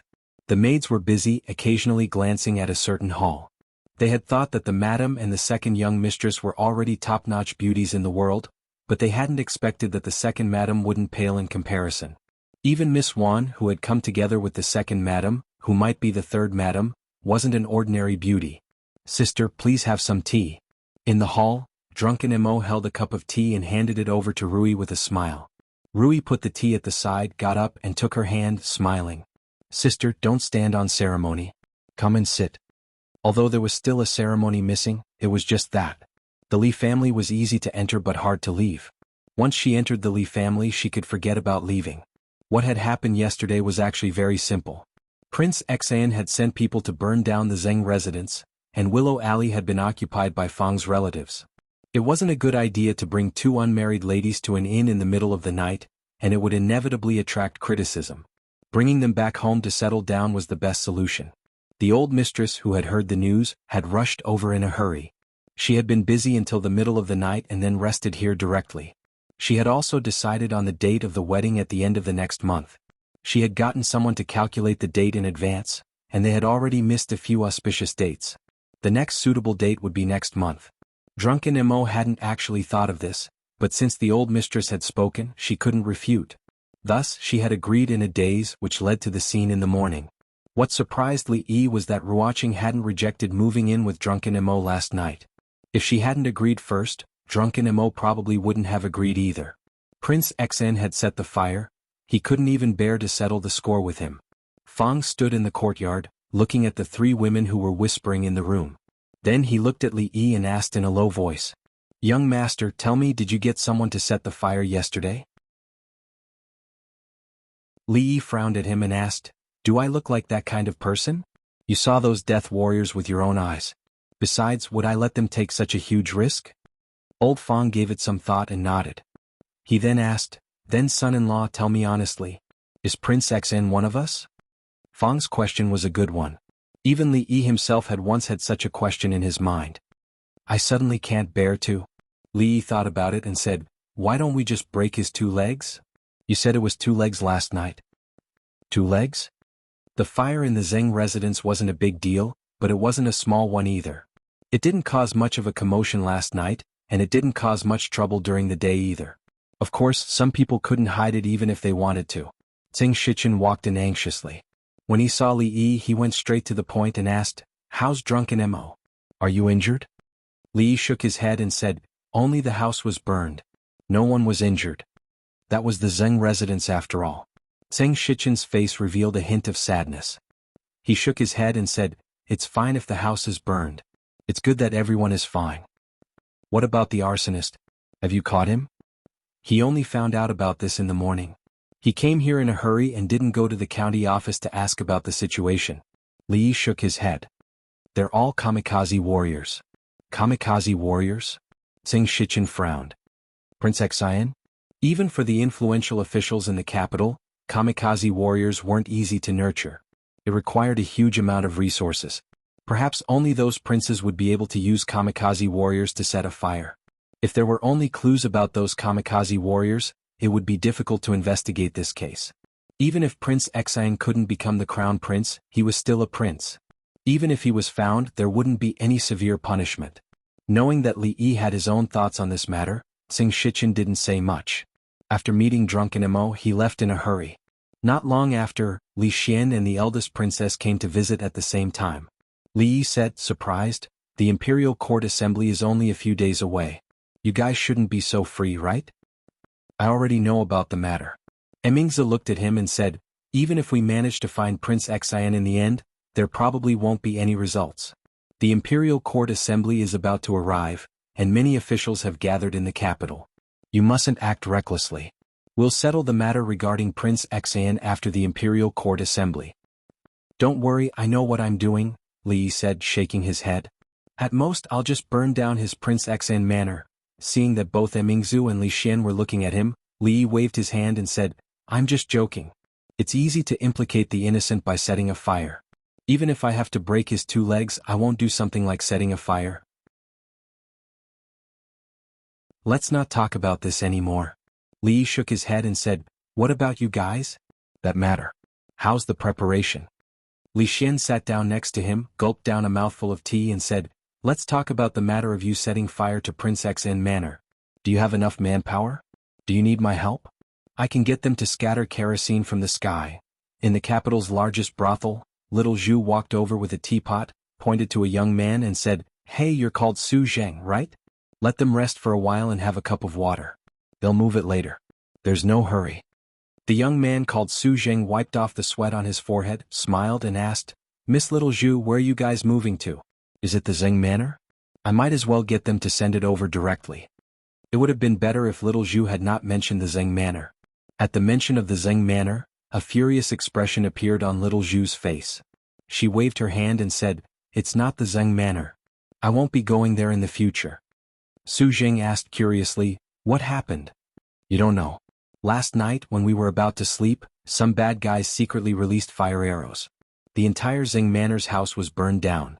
Young Miss and I were both frightened." She patted her chest, looking like she still had lingering fears. "I really can't imagine. If we had all fallen asleep last night, would those bad guys have wanted to burn us to death?" Naturally, she did not know how strong the guards in and out of the Zheng manor were. Even in the middle of the night, there would still be people on duty. Something like that would not have happened. The Zheng manor was set on fire? Su Zheng was stunned. He lowered his head and asked, "Miss Little Zhu, do you know who set the fire?" "I don't know." Little Zhu shook her head. Then, as if she had thought of something, she said, "I think it was some Prince Xian who sent death warriors. Those people are too scary. They're not even afraid of death." "I heard that too. Since you guys have rested enough, quickly move. Just move it to the horse carriage outside. Don't leave anything behind." "All right." The young man agreed readily. A smile returned to his face and he waved his hand at the people behind him. Move quickly. Don't delay the young lady's matters, Prince Exan Manor. What? Only the house was burned? Prince Exan heard this news from a servant. He waved his hand and scolded, a bunch of useless people. They can't even handle such a small matter. What's the point of living? Your Highness, the guards in the Zheng Manor are too powerful. Not a single one of our death warriors has returned. I'm afraid, Prince Exan waved his hand. Forget it. Let him be smug for a few more days. In Prince Exan Manor, a person who looked like a steward pointed to a few servants who were moving things and asked, "What are you guys moving?" One of the servants smiled and said, "Steward Zhao, this is the strong alcohol that we bought outside today." All right, I got it." Steward Zhao waved his hand and instructed, "Go and get busy. Remember to be careful."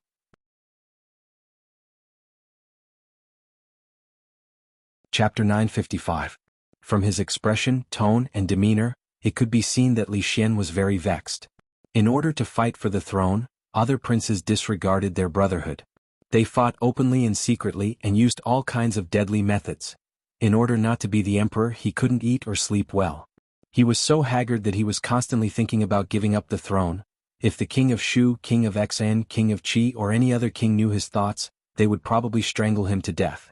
Li Xian, who was in a dispirited state, suddenly raised his head and asked, "Do you have wine?" Since the last incident, Li Yi had stopped drinking.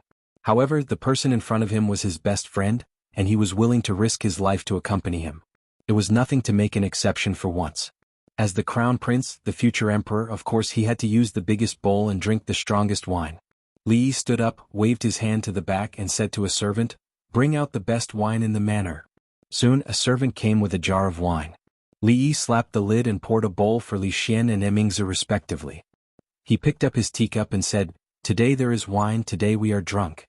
Tomorrow's worries will come tomorrow. Let's drink." Li Xian's alcohol tolerance was not much better than his, but after drinking a large bowl of wine, his whole face was a little red, and his eyes were blurred. This bit of wine was naturally nothing to Emingzi. She drank it more easily than he drank tea. Mississippi Lu walked out of the room and Rui, Zumo, and Ruoqing also followed. Li Xian looked up and saw Zumo and Ruoqing. He said in surprise, "Dubby, when did you come in?" "Just yesterday." Li looked at him and said, "The wedding is at the end of next month. You can't come at that time, but you can't miss the congratulatory gifts." At that time, Li Xian would already be the heir to the Eastern Palace. His status would rise and so would the gift. "It's your wedding day, how could I not come?" Li Xian glared at him, then turned his head and asked, "How many?" The expression on Li Yi's face froze. He suddenly felt some regret. He should have made do with the grape wine just now. She poured him another bowl of wine and gritted her teeth. "One? Do you really need to go through so much trouble?" Li Xian stood up with a red face. He shook his head and said, "Wouldn't it be better to settle everything at once?" He pointed to the yard and said, "Miss Zuimo, Miss Ruoqing." Then he turned around and pointed. "Your second miss, there's also Emingzi. Tell me, can't you be more straightforward and act like a man?" Li grabbed that bowl, pinched Li Xian's mouth, and poured the entire bowl of wine into his mouth. He then slung Li Xian over his shoulder and said, "He's drunk. I'll bring him to rest. In terms of experience and status, which part of me is inferior to Li Chuang?" His throne. Why should it be given to him? In Prince Exan Manor, Prince Exan picked up a wine jar. After shaking it a little, he tossed it aside and said loudly, "Go get more wine." In the hall, all the dancers knelt on the ground, trembling with fear. They lowered their heads, not even daring to breathe loudly. Prince Exan was clearly drunk. If they were to infuriate him now, they might even be in danger of losing their lives. Immediately, a servant ran out hurriedly into the wine cellar, picked up a wine jar and ran out. When he reached the door, he was stopped by someone. He said anxiously, "Quickly make way. This is what His Highness wants. We can't delay it." That servant said in a deep voice, "These are all top-notch strong wines. His Highness has already drunk so much. If he drinks any more, something will happen. If something were to happen to His Highness, none of us will be able to escape." That person's countenance turned pale and he asked in a trembling voice, Then what should we do?" That servant took the wine jar from him and pointed to another corner. "Take it there. The wine there isn't very strong, so it won't be easy for something to happen. Many thanks." That person responded, immediately picked up a jar and ran out. The servant in green placed the wine jar back in its original spot, looked outside and mumbled, "It's going to be dark soon." Li Yi had thought that Zuemo and Ruoqing moving into the house was a joyous occasion. However, by the looks of it now, it did not seem to be entirely the case. He did not know what Rui and Zuemo had talked about for the entire day, but they still wanted to sleep together at night. It seemed that they had a lot to talk about. Since Zuemo and Ruoqing had moved in, Xiao Zhu and Xiao Chui naturally had to move in as well. They were different from ordinary servant girls. Like Xiao Huan, they lived in the inner courtyard with Rui and Rui. With this, there were not enough rooms in the inner courtyard. Li Yi lay on the uncomfortable bed in the study, thinking about whether he should go over and deal with Rui and Zuemo since they were sleeping together. Anyway, it was about time. After careful consideration, he still felt that he should not be too complacent. It was not easy to achieve such great progress, and he might not necessarily be able to meet a good person like Prince Xian next time. Although he was no longer complacent, he could not help but feel happy and excited. He lay on the bed, tossing and turning. He did not know what time it was, but he still did not feel sleepy at all. Li Yi stood up, preparing to go to the courtyard to sit, enjoy the wind and look at the moon. It was better than lying here. The courtyard was very quiet. He walked to the side of the rocking chair and lay down comfortably, placing his hands behind his head. Li Xian was a guy who did not have any tolerance for alcohol. When he was drunk, he would dare to say anything and would never keep his word. Previously, when he was drunk, he had said that he would give the crown prince's consort to him. Until now, he had yet to fulfill his promise. It was the same situation today. If it was not because he had acted fast enough, did he think that he would be able to withstand a few sword attacks from Rui and Emingzu? However, although the situation was not right for him to say those words, his logic was the same. However, there was nothing he could do even if it was troublesome. It was not as if he was going to choose a consort in the future and bring her into the palace after he took a fancy to her. It was something that would happen naturally as their relationship grew. Li gave it some thought and mumbled, "Zuemo will be at the beginning of next year. Ruoqing will be a little later. What about Emingzu?" Li frowned and said, Emingzu won't be able to do it for now. What about Rui? Rui. Li suddenly raised his head and saw Mississippi Lu lying on a thick branch of the tree behind him. Her hands were behind her head like him and her two long legs were crossed. The bright moonlight shone down. Looking up from below, it was as if her whole body was emitting a faint radiance full of a holy aura. "Rui, what are you doing up there?" "I couldn't sleep, so I came out to look at the moon." Mississippi Lu floated down from the tree and asked curiously, "What did you say about Li Emingzu just now?" "She." Li waved his hand and said, "She can handle political affairs, but her culinary skills are far from good. She can't even make egg fried rice well. She can't even compare to Ruoqing and she can't even compare to Drunk Ink. She's not much better than you, Rui." Countless lights flashed in his mind. In an instant, he strung the four names together and heaved a sigh of relief. Mississippi Lu looked at him and didn't say a word. Li raised his head and noticed that her face was a little red, appearing a little charming in the night. It wasn't that she was blushing, but that her face had turned red because of the light. She was looking behind him. Li turned back and saw a beam of red light in the distant horizon. No, it was a stretch of red light. Prince Xian's manner was in a state of panic. "There's a fire, there's a fire. Quick, put out the fire. Prince Xian's Highness is still in his room. Someone come quickly. This fire can't be extinguished even with water. This is kerosene." The servants of the prince's manor, who had already fallen asleep, were startled awake by the commotion. When they hurriedly put on their clothes and walked out of the door, what they saw was a stretch of fire that soared into the sky, as well as a crowd that was hurriedly scattering in all directions. In a place where no one noticed, a few figures had their hands crossed over their chests. "For Her Highness! For Her Highness! For Her Highness!" After exchanging a few words in a low voice, they turned around, passed through the panicking crowd and went against the flow. Their figures soon disappeared. Chapter 956. Winter in Japan was a time when fires were more likely to break out. The weather was cold and poor people relied on shivering to resist the cold, while wealthy people used charcoal to keep themselves warm. If they were not careful, it would lead to a great disaster. After the Zheng Manor, Prince Xian's manor also caught fire last night. In terms of scale, degree of destruction, and impact, the former was a far cry from the latter. Not only was Prince Xian's manor burned down, but even the manor's 2 neighbors were also affected. A few houses and the mansions of 2 officials in the imperial court were burned down. Thankfully, it was discovered in time and the damage caused was not great. Prince Xian's manor was in a terrible state. The entire manor was in ruins almost overnight. As for Prince Xian himself, he was also in a sorry state from the fire last night. Although his life was not in danger, his hair was burned. When he was escaping from the house, he tripped over the doorsill and broke one of his legs. He was still lying in the imperial physician's bureau. It was said that the fire in Prince Xian's manor was so great that half the sky in the capital was dyed red.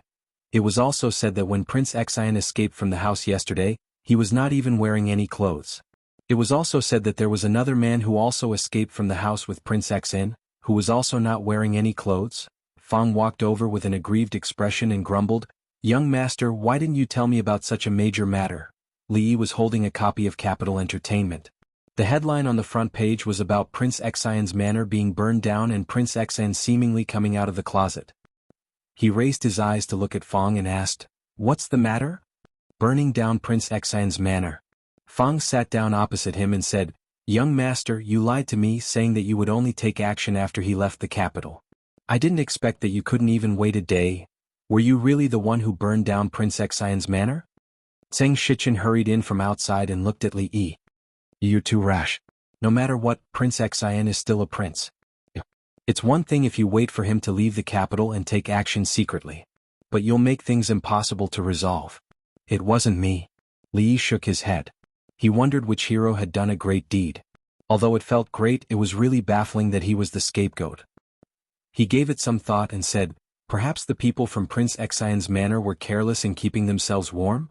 Could it be that the people from Prince Xian manor use kerosene for warmth?" Zheng Shichen's countenance turned a little grim. The surroundings of Prince Xian's room have been doused with a large amount of kerosene. This is clearly an act of arson. If it wasn't because we discovered it in time, Prince Xian would probably have died in the sea of fire last night. If you think about it, you'll know that I'm not the one who did this. Li Yi shook his head and said, "Prince Xian set fire to the Zheng manor. The imperial court can't deal with him, so I'll deal with him myself. However, setting fire to the Prince Xian manor after only 1 day, this is too obvious. It's like what you said. I was planning on breaking both of his legs after he left the capital. Now that one of his legs has been broken, I can only break the other 2. Are you really going to do it?" Zheng Shichen looked at him in shock, then shook his head and said solemnly, "But the people will not think so. They will only make the simplest guesses. Gossip is a fearful thing." Li Yi put down the limited edition Capital Entertainment in his hand, shook his head and said, "The people in the capital aren't fools. They'll seek justice for me." "Let's hope so." Zheng Shichen sighed. "The one who is investigating this case is Lu Daiyou. He's a meticulous person and should be able to discover some clues." Li Xian and the princess had come together again. Li Yi had already explained earlier and did not wish to waste his breath. He looked at them and said helplessly, "If I were to say that I have nothing to do with this matter, would you guys believe me? It's him. It must be him." Although Prince Xian's face was no longer as black as before, a large part of his hair had been burnt, and there were still waves of pain in one of his legs. His countenance was savage as he said loudly, "How audacious! He's really audacious. This is the capital, and he set fire to the prince's manor. He's trying to rebel." An official in front of the bed said in a soft voice, "Your Highness Prince Xian, the county office has already sent people to investigate the cause of the fire last night. Please calm down and recuperate in peace. What's there to investigate? What's there to investigate?" Prince Xian's countenance was infuriated, and he wanted to get up from the bed. However, he accidentally affected his injuries and lay back down. He said loudly, "What's there to investigate? He's taking revenge. He's taking revenge on I for burning down the Zheng manor. Therefore he came to burn down I's manor." So, the arson at the Zheng manor last night was instigated by His Highness Prince Xian. Lu Daiyou stood below, holding a small book in his hand. He wrote a few lines of words and said, "I'll report what His Highness Prince Xian has said without missing a single word. What Zheng manor? If I want to burn it, I'll burn it down." Prince Xian waved his hand and said in disdain, "But he's burning down the prince's manor. This is treason and he deserves to have his entire clan executed." After the prince's manor was burned down last night, for servants disappeared from Prince Xian's manor. Lu Dao looked at him and said, according to the butler of the prince's manor, these 4 people bought a batch of strong alcohol from outside yesterday. Judging from the situation at the scene, they didn't buy strong alcohol but kerosene. It's the kerosene that burned down the entire Prince Xian manor last night. Prince Xian's countenance changed and he immediately said, what servants of the prince's manor? He must have gotten someone to impersonate them. He wants to get I killed. According to the butler and the other servants of the prince's manor, the 4 of them were brought here by your highness from your feudal land. Before this, they had already been with your highness for 2 years and have never been to the capital. Therefore it's impossible for them to be impersonators. Prince Xian was stunned for a moment and then said furiously, nonsense. How could the servants of my prince's manor possibly commit arson? We'll have to ask His Highness Prince Xian about this. Lu Dao looked at him and asked, Your Highness Prince Xian, why don't you think about it carefully? Before you came to the capital, did you offend anyone? For example, some concubine? What concubine? Prince Xian slapped the side of the bed fiercely and said furiously, the only person I offended is him. It must be him. Lu Dao looked at him and said in a soft voice, Your Highness, please rest well. I'll take my leave. When he walked to the door, he bowed toward a figure who had just entered. Greetings, Your Highness Prince Qi. Brother Qi King. When Prince Xian saw Prince Qi walk in, his eyes lit up and he said, Brother Qi King, you've seen how arrogant and despotic he is. If this person isn't eliminated, the imperial court won't be able to have peace. Prince Qi looked around, and the people in the room who had no business in it immediately left. He walked up to Prince Xian and said in a soft voice, You just sent people to burn down his house the day before yesterday, and he sent people to burn down your prince's manor yesterday. Do you take him to be a fool, or do you take everyone in the world to be fools? Brother Qi King. Prince Xian looked at him in disbelief. Even you, do you know what the people outside are saying? Prince Qi bent down and said, I heard that the ones who set fire to the prince's manor last night were a few servants from your manor. This trick of yours is too stupid. Prince Xian was speechless. After walking out of the Imperial Physician Bureau, Lu Dao loosened his fists. His palms were covered in sweat. Prince Xian was not scary, and neither was Prince Qi. What was scary was that holy religion, that lady. Before Prince Xian had even arrived in the capital, there were already spies from the holy religion in his manor. Who would dare to say that there were no such people in the other princes, officials and nobles in the imperial court, or even in his own manor? The power of this holy religion had once again surpassed his expectations. For the lady, Lu Dao's countenance was complicated as he mumbled and left quickly. Chapter 957. Holy Religion, Her Highness. Li Yi retracted his gaze from County Magistrate Lu, appearing to be deep in thought. Lu Dao nodded and said, That's right. The servants in Prince Xian's manor have indeed heard those 4 people saying the words for Her Highness. All the evidence shows that the arson case in Prince Xian's manor last night was done by them. Li Yi's gaze flickered. Could it be that the Taoist nun had come to the capital? Thinking about it carefully, he felt that it was not quite possible. The foundation of the holy religion was in the Qi kingdom. Right now, the Qi kingdom was in a state of chaos, with the first prince and the third prince vying for the throne. The Taoist nun shouldn't let go of such an opportunity, let alone come all the way to the Jing kingdom. Moreover, it was true that Fang Xinjian had not received any news regarding this. However, when had Prince Xian offended the Taoist nun? Fang Xinjian had no way of knowing this either. Li Yi knew that there were people from the holy religion in the capital. However, within this organization, it had always been a one-way communication. The members at the bottom of the hierarchy would not be able to come into contact with the core secrets, and it would also be very difficult for outsiders to infiltrate the organization. Even the intelligence department, which had strict control over the organization, knew very little about them. Setting fire to Prince Xian's manor? It could not be ruled out that they wanted to create some big news while the imperial court meeting was nearing. Prince Xian was just lucky to have been chosen by them. No matter what, at a time like this, the authorities would still have to take strict precautions. Li Yi looked at Fang Xinjian, gave it some thought and said, Although these people are very well hidden, there will always be some clues. You should pay attention to the cases of people going missing in the suburbs of the capital or the abnormal movements of some villages. You should be able to discover something. From Li Yi, Lu Dao obtained a lot of information about the holy religion. When he walked out of the Li mansion, He felt as if he had forgotten something, but he couldn't tell what exactly he had overlooked. Although the death of the son of the former assistant minister of the Ministry of Works and the burning of Prince Xian's manor were very far apart, they should have been done by the same group of people. What was their motive? What was the connection between these two cases? Lu Diao rubbed his slightly swollen head. Prince Xian's manor had only been burned down and no one had died. He had to put this matter aside for now. Quite a lot had happened in the capital this year, and he had to immediately start preparing to report his work at the imperial court meeting. Li didn't think much about the holy religion. Their influence in the Jing kingdom was limited, and the capital was under heavy pressure. After setting fire to Prince Xian's manor, they had already given themselves away a little. If they were to make another move, they would definitely not be able to hide from the imperial court's pursuit. What he should be concerned about was the matter at hand. Although drunken Emo hadn't married into the family yet, she was already the second, third mistress of the house. For the past 2 days, Rui had been guiding her to familiarize herself with the matters of the house. Today she was brought over by the old mistress to meet someone. With Rui accompanying her, Mississippi Lu had gone to the alliance, leaving only him and Ruoqing at home. When he sat in the courtyard, Ruoqing brought a cup of hot tea over. Li thought of something and said, "If you want to go out or go to the brothel these few days, I'll accompany you. Don't go out alone." Those people from the holy religion were all lunatics. Li was still a little worried that the Taoist nun would make a comeback and lay her hands on the people around him.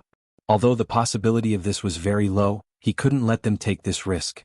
Ruoqing looked at him with some worry and asked, "Did something happen?" Prince Xian's residence was burned down. It was done by the people from the holy religion. "I'm worried that they'll do something bad to you." Holy religion? Ruoqing was stunned and asked with some uncertainty, "Prince Xian's residence was burned down by them?" Li nodded and said, "I don't know how Prince Xian offended their heavenly empress, causing those followers to go crazy and take revenge. But he deserved it," Ruoqing said in a low voice. "That heavenly empress should be very powerful. I don't know if she's powerful in other places, but her martial arts are quite powerful. The influence of the holy religion can't be underestimated either. If we were to go up against them, the imperial court would probably have a headache." Li suddenly remembered that he still had the token of the holy sect. It was a token that said that he was under one person and above tens of thousands of people. If something happened to the Taoist nun one day, after thinking about it carefully, he felt that it was best not to have any contact with those people. Although it was true that the influence was very powerful, all of them had been brainwashed and were like terrorists. Just the thought of being surrounded by such people made him feel uncomfortable. Ruoqing asked in a probing manner, "What if the imperial court captures that heavenly empress? There probably won't be a good outcome." Li shook his head and said, "The people from the holy religion are cruel and have probably done a lot of things to harm the imperial court. If the imperial court were to capture their heavenly empress, they'll definitely not let her off. When that time comes, there'll probably be a great commotion in the world."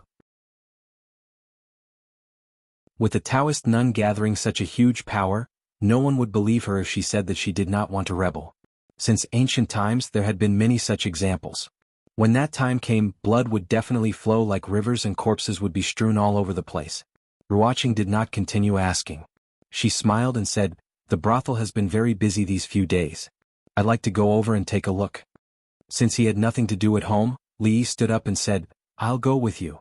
After sending Ruoqing to the brothel, Li and the sloppy old man found a quiet place to drink tea and watch the performance while waiting for her to finish her business. "Miss Wan." "Hello, Sister Ruoqing." "Nice to meet you, Miss Ruoqing." As Ruoqing walked over, the performers in the brothel all bowed to her. They respected and appreciated her from the bottom of their hearts. She was the one who had changed the industry and allowed them, who had traveled from state to state and slept on the streets, to live the good life they had now. After walking into a room, she ordered, "Xiaoqi, go find Su Zheng and ask him to come over." "All right, I'll go right now." A young girl nodded and walked out of the door.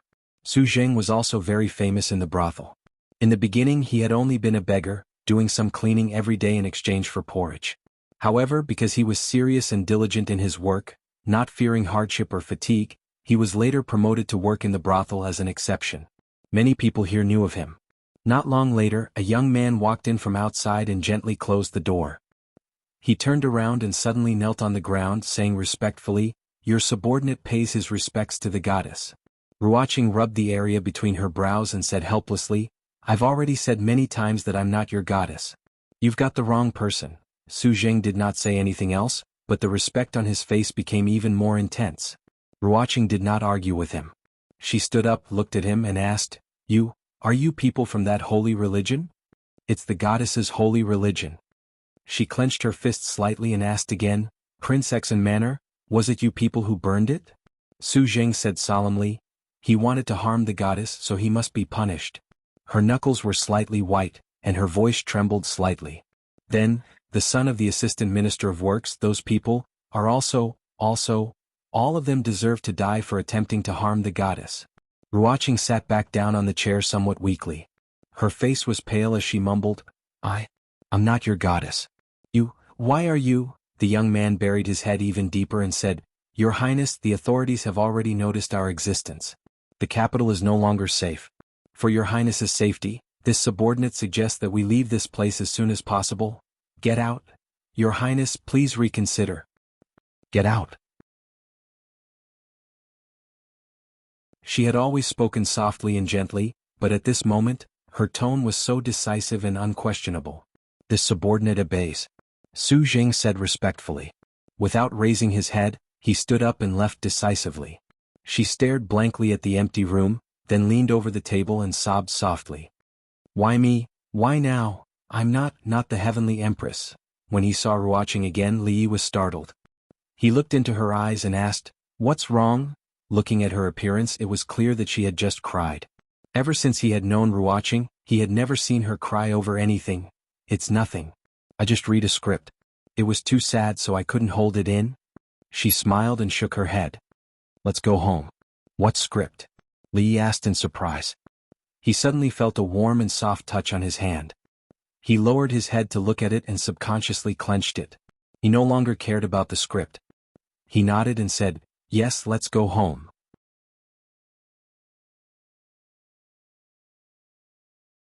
Chapter 958.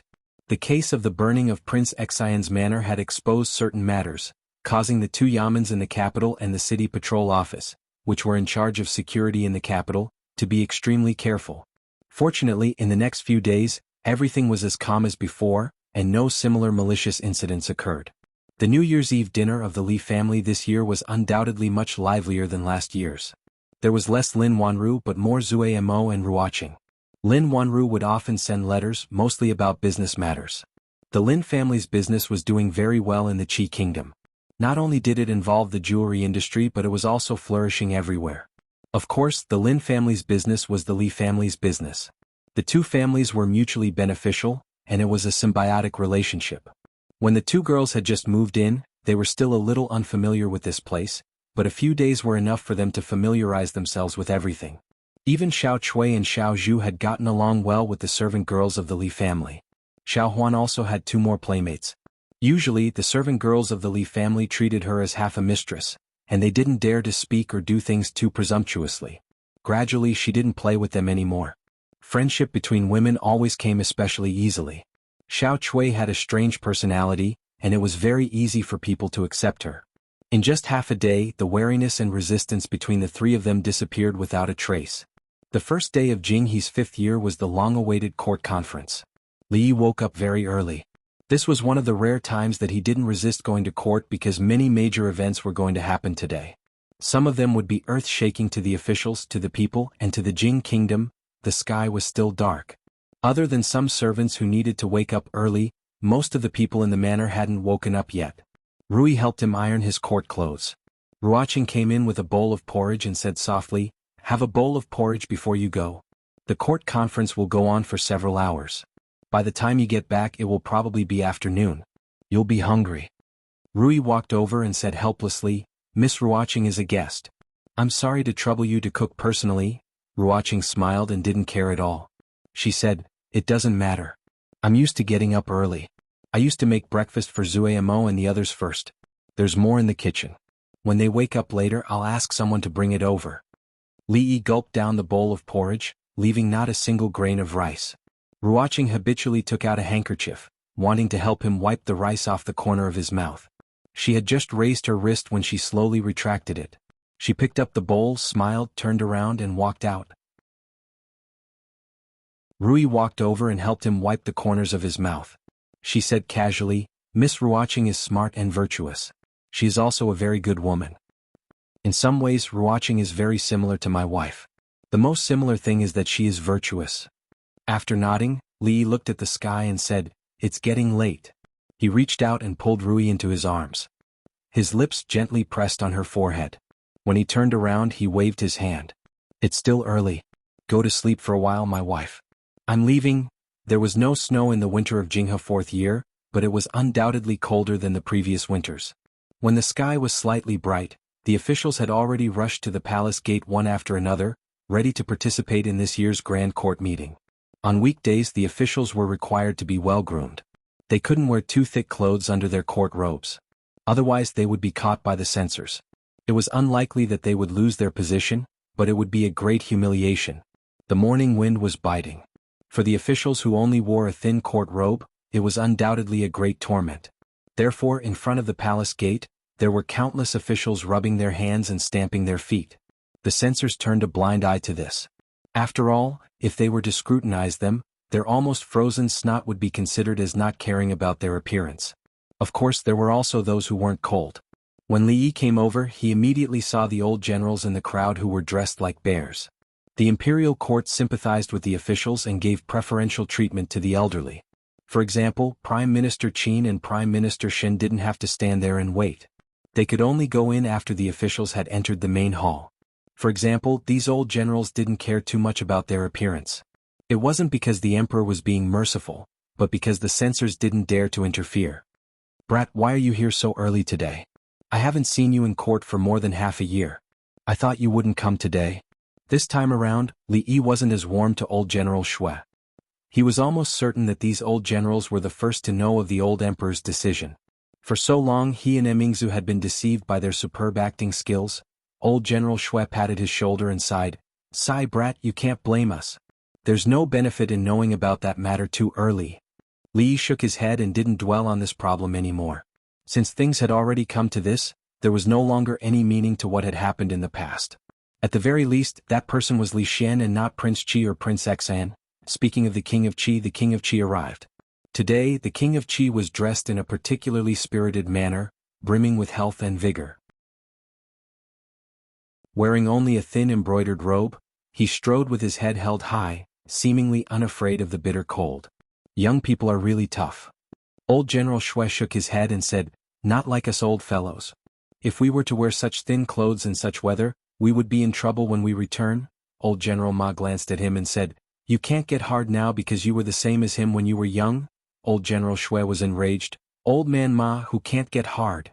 Old General Ma said disdainfully, Why don't you try getting hard? Why don't we have a competition? I'm afraid of you. Out of all the civil and military officials in the imperial court, there were probably only these two who dared to do this openly in front of so many officials. Most of the officials didn't care about who was tougher between the two generals. Their focus was on Prince Qi. Your Highness, Prince Qi. Greetings, Your Highness. Your Highness, please? Prince Qi's arrival caused a brief commotion in front of the palace gates. The censors looked at each other and ignored him. That was then and this was now. After today, the Prince of Qi would likely become the heir apparent, second only to one. Choosing to offend him at this time was not a wise decision. Prince Qi was beaming with joy. He was very satisfied with the results of his arrival. He liked the feeling of being fawned over by others. Now that the situation was settled, he could finally relax. However, he naturally wouldn't pay attention to those officials whose names he didn't even know. He walked straight ahead. In front of him was where the top officials from the 3 provinces and 6 ministries gathered. Minister Yan, Your Highness Prince Qi. The Prince of Qi cupped his hands towards the Minister of War Yan Bing.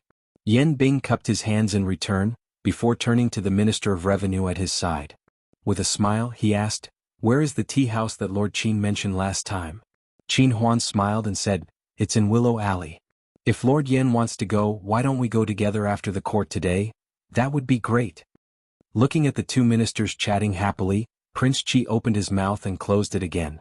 A trace of displeasure flashed across his face. Soon, a smile appeared on his face again and he turned to look at the other people. Before he could say anything, voices came from the crowd.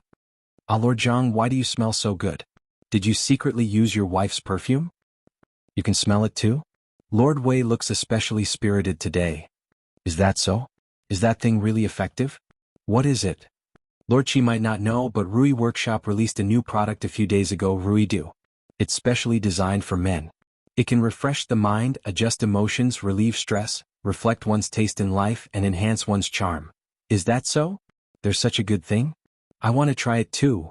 Prince Qi found that he had been ignored again.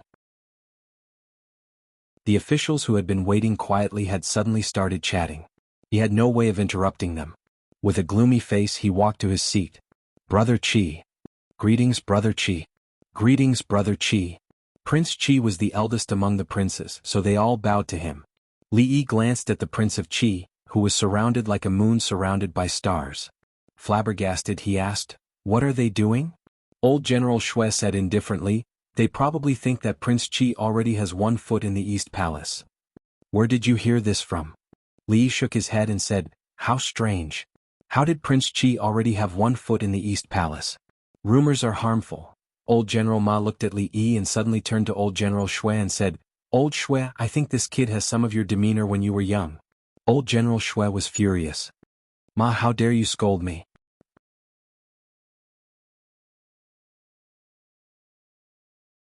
Chapter 959.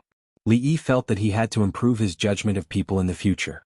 He should not make friends with people who were not decent, especially those who were old and frivolous. To discuss who was tougher in front of so many officials, it was clear that he had no sense of shame at all. He was so frivolous that he had no bottom line. It was important not to get too close to such people.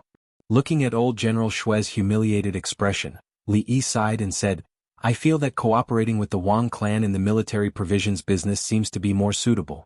The Wang clan is a big family with a lot of money and foolish people. How about this? I'll give you the dividends that the two generals deserve this month. Even if the business doesn't work out, we'll still be able to keep in touch in the future." "Haha, I'm just joking." The military provisions business was a source of income for the clan. Old General Shui's countenance changed and he put his arm around Fang Xingjian's shoulder, saying with a smile, "Among the younger generation in the capital. No, there's also the older generation. Among them I admire you the most. We can discuss this. Old fogey Shui, you were scolding me in a roundabout way just now and now you're sticking to me. Don't you know shame?" Old General Ma threw a disdainful glance at Old General Shui, walked over, patted Li Yi's shoulder and said, "Li lad, you shouldn't cooperate with an ungrateful person like old fogey Shui for this kind of business. Kick the Shui clan out and our Ma clan is willing to pay another 10,000 taels. Old fogey Ma, your clan is connected to this business because of me. Now, you want to get rid of me after I've outlived my usefulness? I'm going to kill you, you shameless old fogey. Li lad, don't stop me. Today, I'm going to let old fogey Ma know how many eyes Prince Ma has. Don't worry, I won't stop you. Please go ahead." Li Yi quietly returned to his seat, watching the two of them fight. He unintentionally turned his head and took a glance, noticing that there was a gaze on him.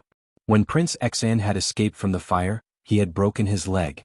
However, it had been reattached by the imperial physicians. Other than some slight difficulty in walking, it was not a big problem. His hair was burned, but when he tied it up and put on the crown, it didn't look much different. At this moment he was standing among the princes, looking straight at her, not hiding the hatred in his eyes. Li Yi was a little puzzled. Wasn't the one who had set fire to Prince Xian's manor? Wasn't it that fanatical believer of the holy religion? Why did Prince Xian hate him so much? Had he ever offended him? I don't think so. He was clearly not the one who burned his house, yet he was still glaring at him like this. Li Yi glared back with a sharp gaze and Prince Xian shivered. He could not help but take a few steps back and fall onto the ground. What happened to Brother Xian? Someone hurriedly went over to support him. At this moment, the palace gates suddenly opened slowly. The officials immediately shut their mouths and returned to their original positions. The opening of the palace doors signified the official start of the Grand Court Conference. A middle-aged eunuch walked out from inside and shouted loudly with a sharp and thin voice, "All officials request an audience." Li Yi's position was extremely close to the front among the officials. He walked through the palace gate and passed through a long passageway. Other than the sound of his footsteps, there were no other noises. When he walked into the hall and turned his head to look, the crowd was still so dense that he could not see the end of it. The Grand Court Conference was the one with the highest number of officials participating. Other than the officials and nobles in the capital, the local officials from various places would also be present. This was the only chance for most of them to be present in a year. Rewards, punishments, promotions, demotions, and demotions would all be in this conference. As usual, the old emperor arrived late. Li Yi noticed that the emperor's originally straight back was now completely bent. Rather than saying that he was sitting on the throne, it would be better to say that he was leaning against it. With his current physical condition, it was no longer suitable for him to participate in such an extremely tiring event. However, for an emperor, if he could not even participate in the annual Grand Court Conference, then there would be no meaning for him to be an emperor. Every year the process of the Grand Court Conference was the same. This year Emperor Jing did not speak much. Naturally, there were eunuchs who followed the procedure step by step. Other than a few ceremonial contents at the beginning, the one that lasted the longest and had the most people participating was the reports of the local officials and the various departments of the court. The local officials needed to report on the tax revenue, population, economy, education, and other conditions under their jurisdiction. This was related to their promotions and examinations in the coming year. This year, the 6 ministries had vigorously implemented reforms. Naturally, they had to report on the results of this year's reforms. Li Yi patiently listened for nearly 4 hours. The changes that the Jing kingdom had achieved over the past few years could be described as earth-shattering. Regardless of whether it was politics, economy, or military, they had all made significant progress. Of course, almost all of these matters had been decided upon after detailed discussions between him and Mingzu. Achieving such results was within his expectations. He casually glanced ahead and saw Li Xian in the crowd. Compared with the high-spirited Prince of Qi, Li Xian seemed a little listless. At some point he raised his head and looked at Li Yi. His eyes were slightly empty. Li Yi looked away and no longer looked at him. For Li Xian this was indeed a cruel thing. However, his identity and status had doomed him to bear this burden. In the world of adults there was no such thing as easy. Either you change the world or you change yourself. After many officials finished their reports as usual, they had to announce some major events. This was also what everyone was most looking forward to. All signs indicated that the position of the Eastern Palace would be settled in this Grand Court Conference. After the last official retreated, the eunuch looked back. After receiving a signal, he slowly turned his head and said loudly, "Bring the sinners of the Chui family here." In the main hall, the hundreds of officials stepped aside to make a path. They watched as the palace guards escorted a few people up and made them kneel in the hall. They were incomparably familiar with these people because just a few months ago these people were just like them, sitting in the same court. Perhaps they had even argued about certain matters, but now, these important figures of the Chui family, who were once extremely powerful, were kneeling in front of them just like that. The eunuch cleared his throat and read, "The Chui family plotted to murder the prince. Their evil intentions are punishable. They brought disaster to the court and caused chaos among the people. Their crimes are too numerous to be listed. If we don't kill such evil people, we won't be able to appease the anger of the people. If we don't kill them, we won't be able to comfort the people. Chui Qingze, Chui Qingming, Chui Qingduo, and 13 others have committed the most heinous crimes. They will be beheaded as a warning to others. Chui Xian will be deprived of the title of imperial concubine.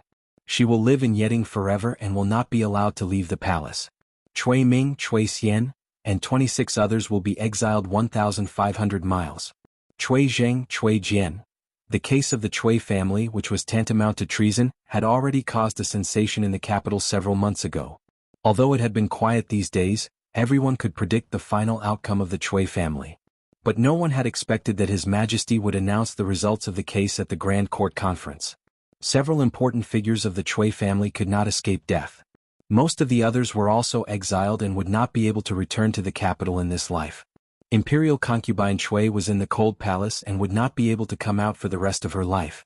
Although there was no mention of how to deal with the king of Shu, his actions were already equivalent to defection. Once he appeared, he would definitely be surrounded and suppressed by the court. It was really a pity that the once powerful Chui family had ended up like this. Chapter 960. However, the Chui family had only themselves to blame for such a result, so no one was surprised. Because the crimes they committed were too serious. They plotted to kill a prince, the legitimate son of the emperor. In order to let the king of Shu ascend the throne, they killed the 2 princes of the empress. They didn't stop until the birth of the eldest princess. The empress couldn't bear another child and no one could shake the position of the eldest son of the king of Shu. The Chui family and imperial concubine Chui used such cruel means to ensure that the king of Shu would ascend the throne. They probably didn't expect that the throne would eventually fall into the hands of Prince Qi, who they had never taken seriously. After the eunuch announced the result, the Chui family was taken away. Then a few dry coughs suddenly came from the hall. The Chui family has committed heinous crimes, and it's not a pity that they finally got such a bad result. Prime Minister Qin walked out of the crowd, glanced down and said, "You all know that the Chui family is insane. In order to establish the position of the eldest son of the king of Shu, they secretly killed the two princes of the empress. However, I'm afraid you don't know that the third child of the empress was also a prince, right?" As soon as the words came out, the officials were in an uproar. What? Prime Minister Qin, are you serious? How is that possible? The third child of the empress is obviously the eldest princess. Yes, I still remember that the empress and Princess Ning gave birth at the same time. Princess Ning gave birth to Crown Prince Li Xian. The empress. The uproar lasted for a long time. Even the censors did not stop them, because they were deeply shocked and incredulous after hearing Prime Minister Qin's words. Gradually the uproar subsided. Finally someone found some clues. The empress and Princess Ning gave birth at the same time. The empress gave birth to the eldest princess, and Princess Ning gave birth to Crown Prince Li Xian. Prime Minister Qin said that the empress actually gave birth to a prince. Prime Minister Xin, the ministers of the 6 ministries and several other officials in the court looked calm, as if they had already known about it. County Marquis Li and several old generals who were most trusted by His Majesty were also not surprised. Most importantly, when Prime Minister Qin said these words, His Majesty did not stop him. Thinking about it, the empress had lost 2 princes. If His Majesty didn't have any doubt in his heart, it would be unreasonable. Thinking deeper, why did Ning Wangfei come to the capital when she was about to give birth? Why did the empress also move out of the imperial palace at that time and move with Ning Wangfei? The more he thought about it, the more he thought about it. In the hall, the doubts on the faces of the officials gradually disappeared. The various princes appeared astonished, Prince Xian's countenance turned pale, and Qi King's body trembled, unable to stand steadily. Prime Minister Qin spoke again. Back then Her Highness lost 2 princes in succession. His Majesty already had some doubts, but the Chui family was powerful. Not only could they stir up the court, but they could even directly intervene in the court. In order to protect the princes, His Majesty made such a decision. His Majesty handed the princes over to Prince Ning and brought the princess back to the palace. Until now. Prime Minister Qin took out a box from his sleeve and said, "This is the jade archive that proves the identities of the 2 princes. If any of you don't believe me, you can come forward and verify its authenticity." Whenever a member of the royal family was born, their identity jade archive would be engraved at the same time they were born. If this jade archive was really from 20 years ago, then Crown Prince Li Xian was the princes of the first line. What Prime Minister Qin had said would naturally not be false. A few senior officials walked forward. After carefully verifying the jade archive, they nodded slightly and silently retreated. At this point the officials no longer had many doubts. With the deaths of the first 2 princes, His Majesty grew suspicious. In order to protect the third prince, he exchanged him with Ning Wangfei's remaining daughter. Therefore, Crown Prince Li Xian was actually the legitimate son of His Majesty and Her Highness. Princess Royal, it should be called Princess now. At this moment, the eunuch cleared his throat and continued, "For the past 3 years, I have been ill for a long time. Thus, all the government affairs have been decided by Emingzu. As a woman, Emingzu has been in charge of the important affairs of the court. She has been working hard day and night and has never been tired. Therefore, I hereby grant her the title of Princess Yongla." It was not uncommon for a princess to be granted the title of princess. In the past few decades, there had been a few princesses who had been granted the title of princess due to their favoritism. Putting aside the degree of Princess Mingzhu's favoritism, she had contributed greatly to the court, the people, and the Jing kingdom. A mere title of princess was nothing at all. After reading an imperial edict, the eunuch picked up another one. With a solemn face he said loudly, "Since ancient times the emperors have inherited the heavens and ruled the world. They must establish the crown prince and prolong the country. My legitimate son, Li Xian, is a heroic and extraordinary person. Following the will of the heavens, I hereby abide by the first imperial edict and submit to the public opinion. I solemnly inform the heavens and the earth, the ancestral temple and the country to confer the title of Crown Prince and appoint him as the Crown Prince in the East Palace. I have been ill for a long time and cannot be neglected for too long. I hereby appoint the Crown Prince Li Xian as the leader, to hold the imperial seal and establish the government hall. Princess Yongle will be his assistant. The two of them will manage the affairs of the commoners and supervise the country. All the matters reported by the officials will be decided by the two of them. Thump. As soon as the eunuch finished his words, Prince Chi's face turned pale. He trembled and collapsed on the ground. Then the entire hall fell into absolute silence. Almost everyone had a look of contemplation on their faces. No one spoke. 2 imperial edicts and 3 matters. Princess Yongle had just become Princess Yongle and was given the title of princess by His Majesty. The title remained the same, but the meaning was completely different. Li Xian, the legitimate prince whom His Majesty had entrusted to Prince Ning many years ago, naturally became the crown prince and entered the East Palace. The third matter was also the most important. The crown prince supervising the country and the eldest princess assisting the government. This was something that had never happened in previous dynasties. It was also the first thing they thought of and felt incredible. But when they thought about it carefully, they felt that it couldn't be more normal. The country and the court had long been inseparable from the eldest princess. If the eldest princess was a man, they would disobey the emperor's order and admonish her to death. They would let her sit in the position that should have been hers. However, she wasn't. This was already the best and most suitable ending. Crown Prince Li Xian was the legitimate prince and also the most powerful one among all the princes of His Majesty. It was he who promoted the Academy of Science and made a great contribution to the country. But he only knew science and didn't know how to govern the country. He was not the most suitable person to sit in the position. Someone new. His Majesty gave the princess the title of princess again so that she could rightfully sit in the position and exercise the power of assisting the government. As for Prince Chi, flushed with success, the horse's hooves were swift. The horse accidentally lost its footing. It turned out that from the beginning to the end, Prince Chi had never touched that position. He didn't do it before and he wouldn't do it in the future. As for why they thought that Prince Chi was already on the throne, Li Yi felt that many people were looking at him with unkind eyes. He felt as if his back was being pricked by needles. He slightly tilted his head and asked the Minister of Revenue beside him, "Lord Qin, why are they looking at me?"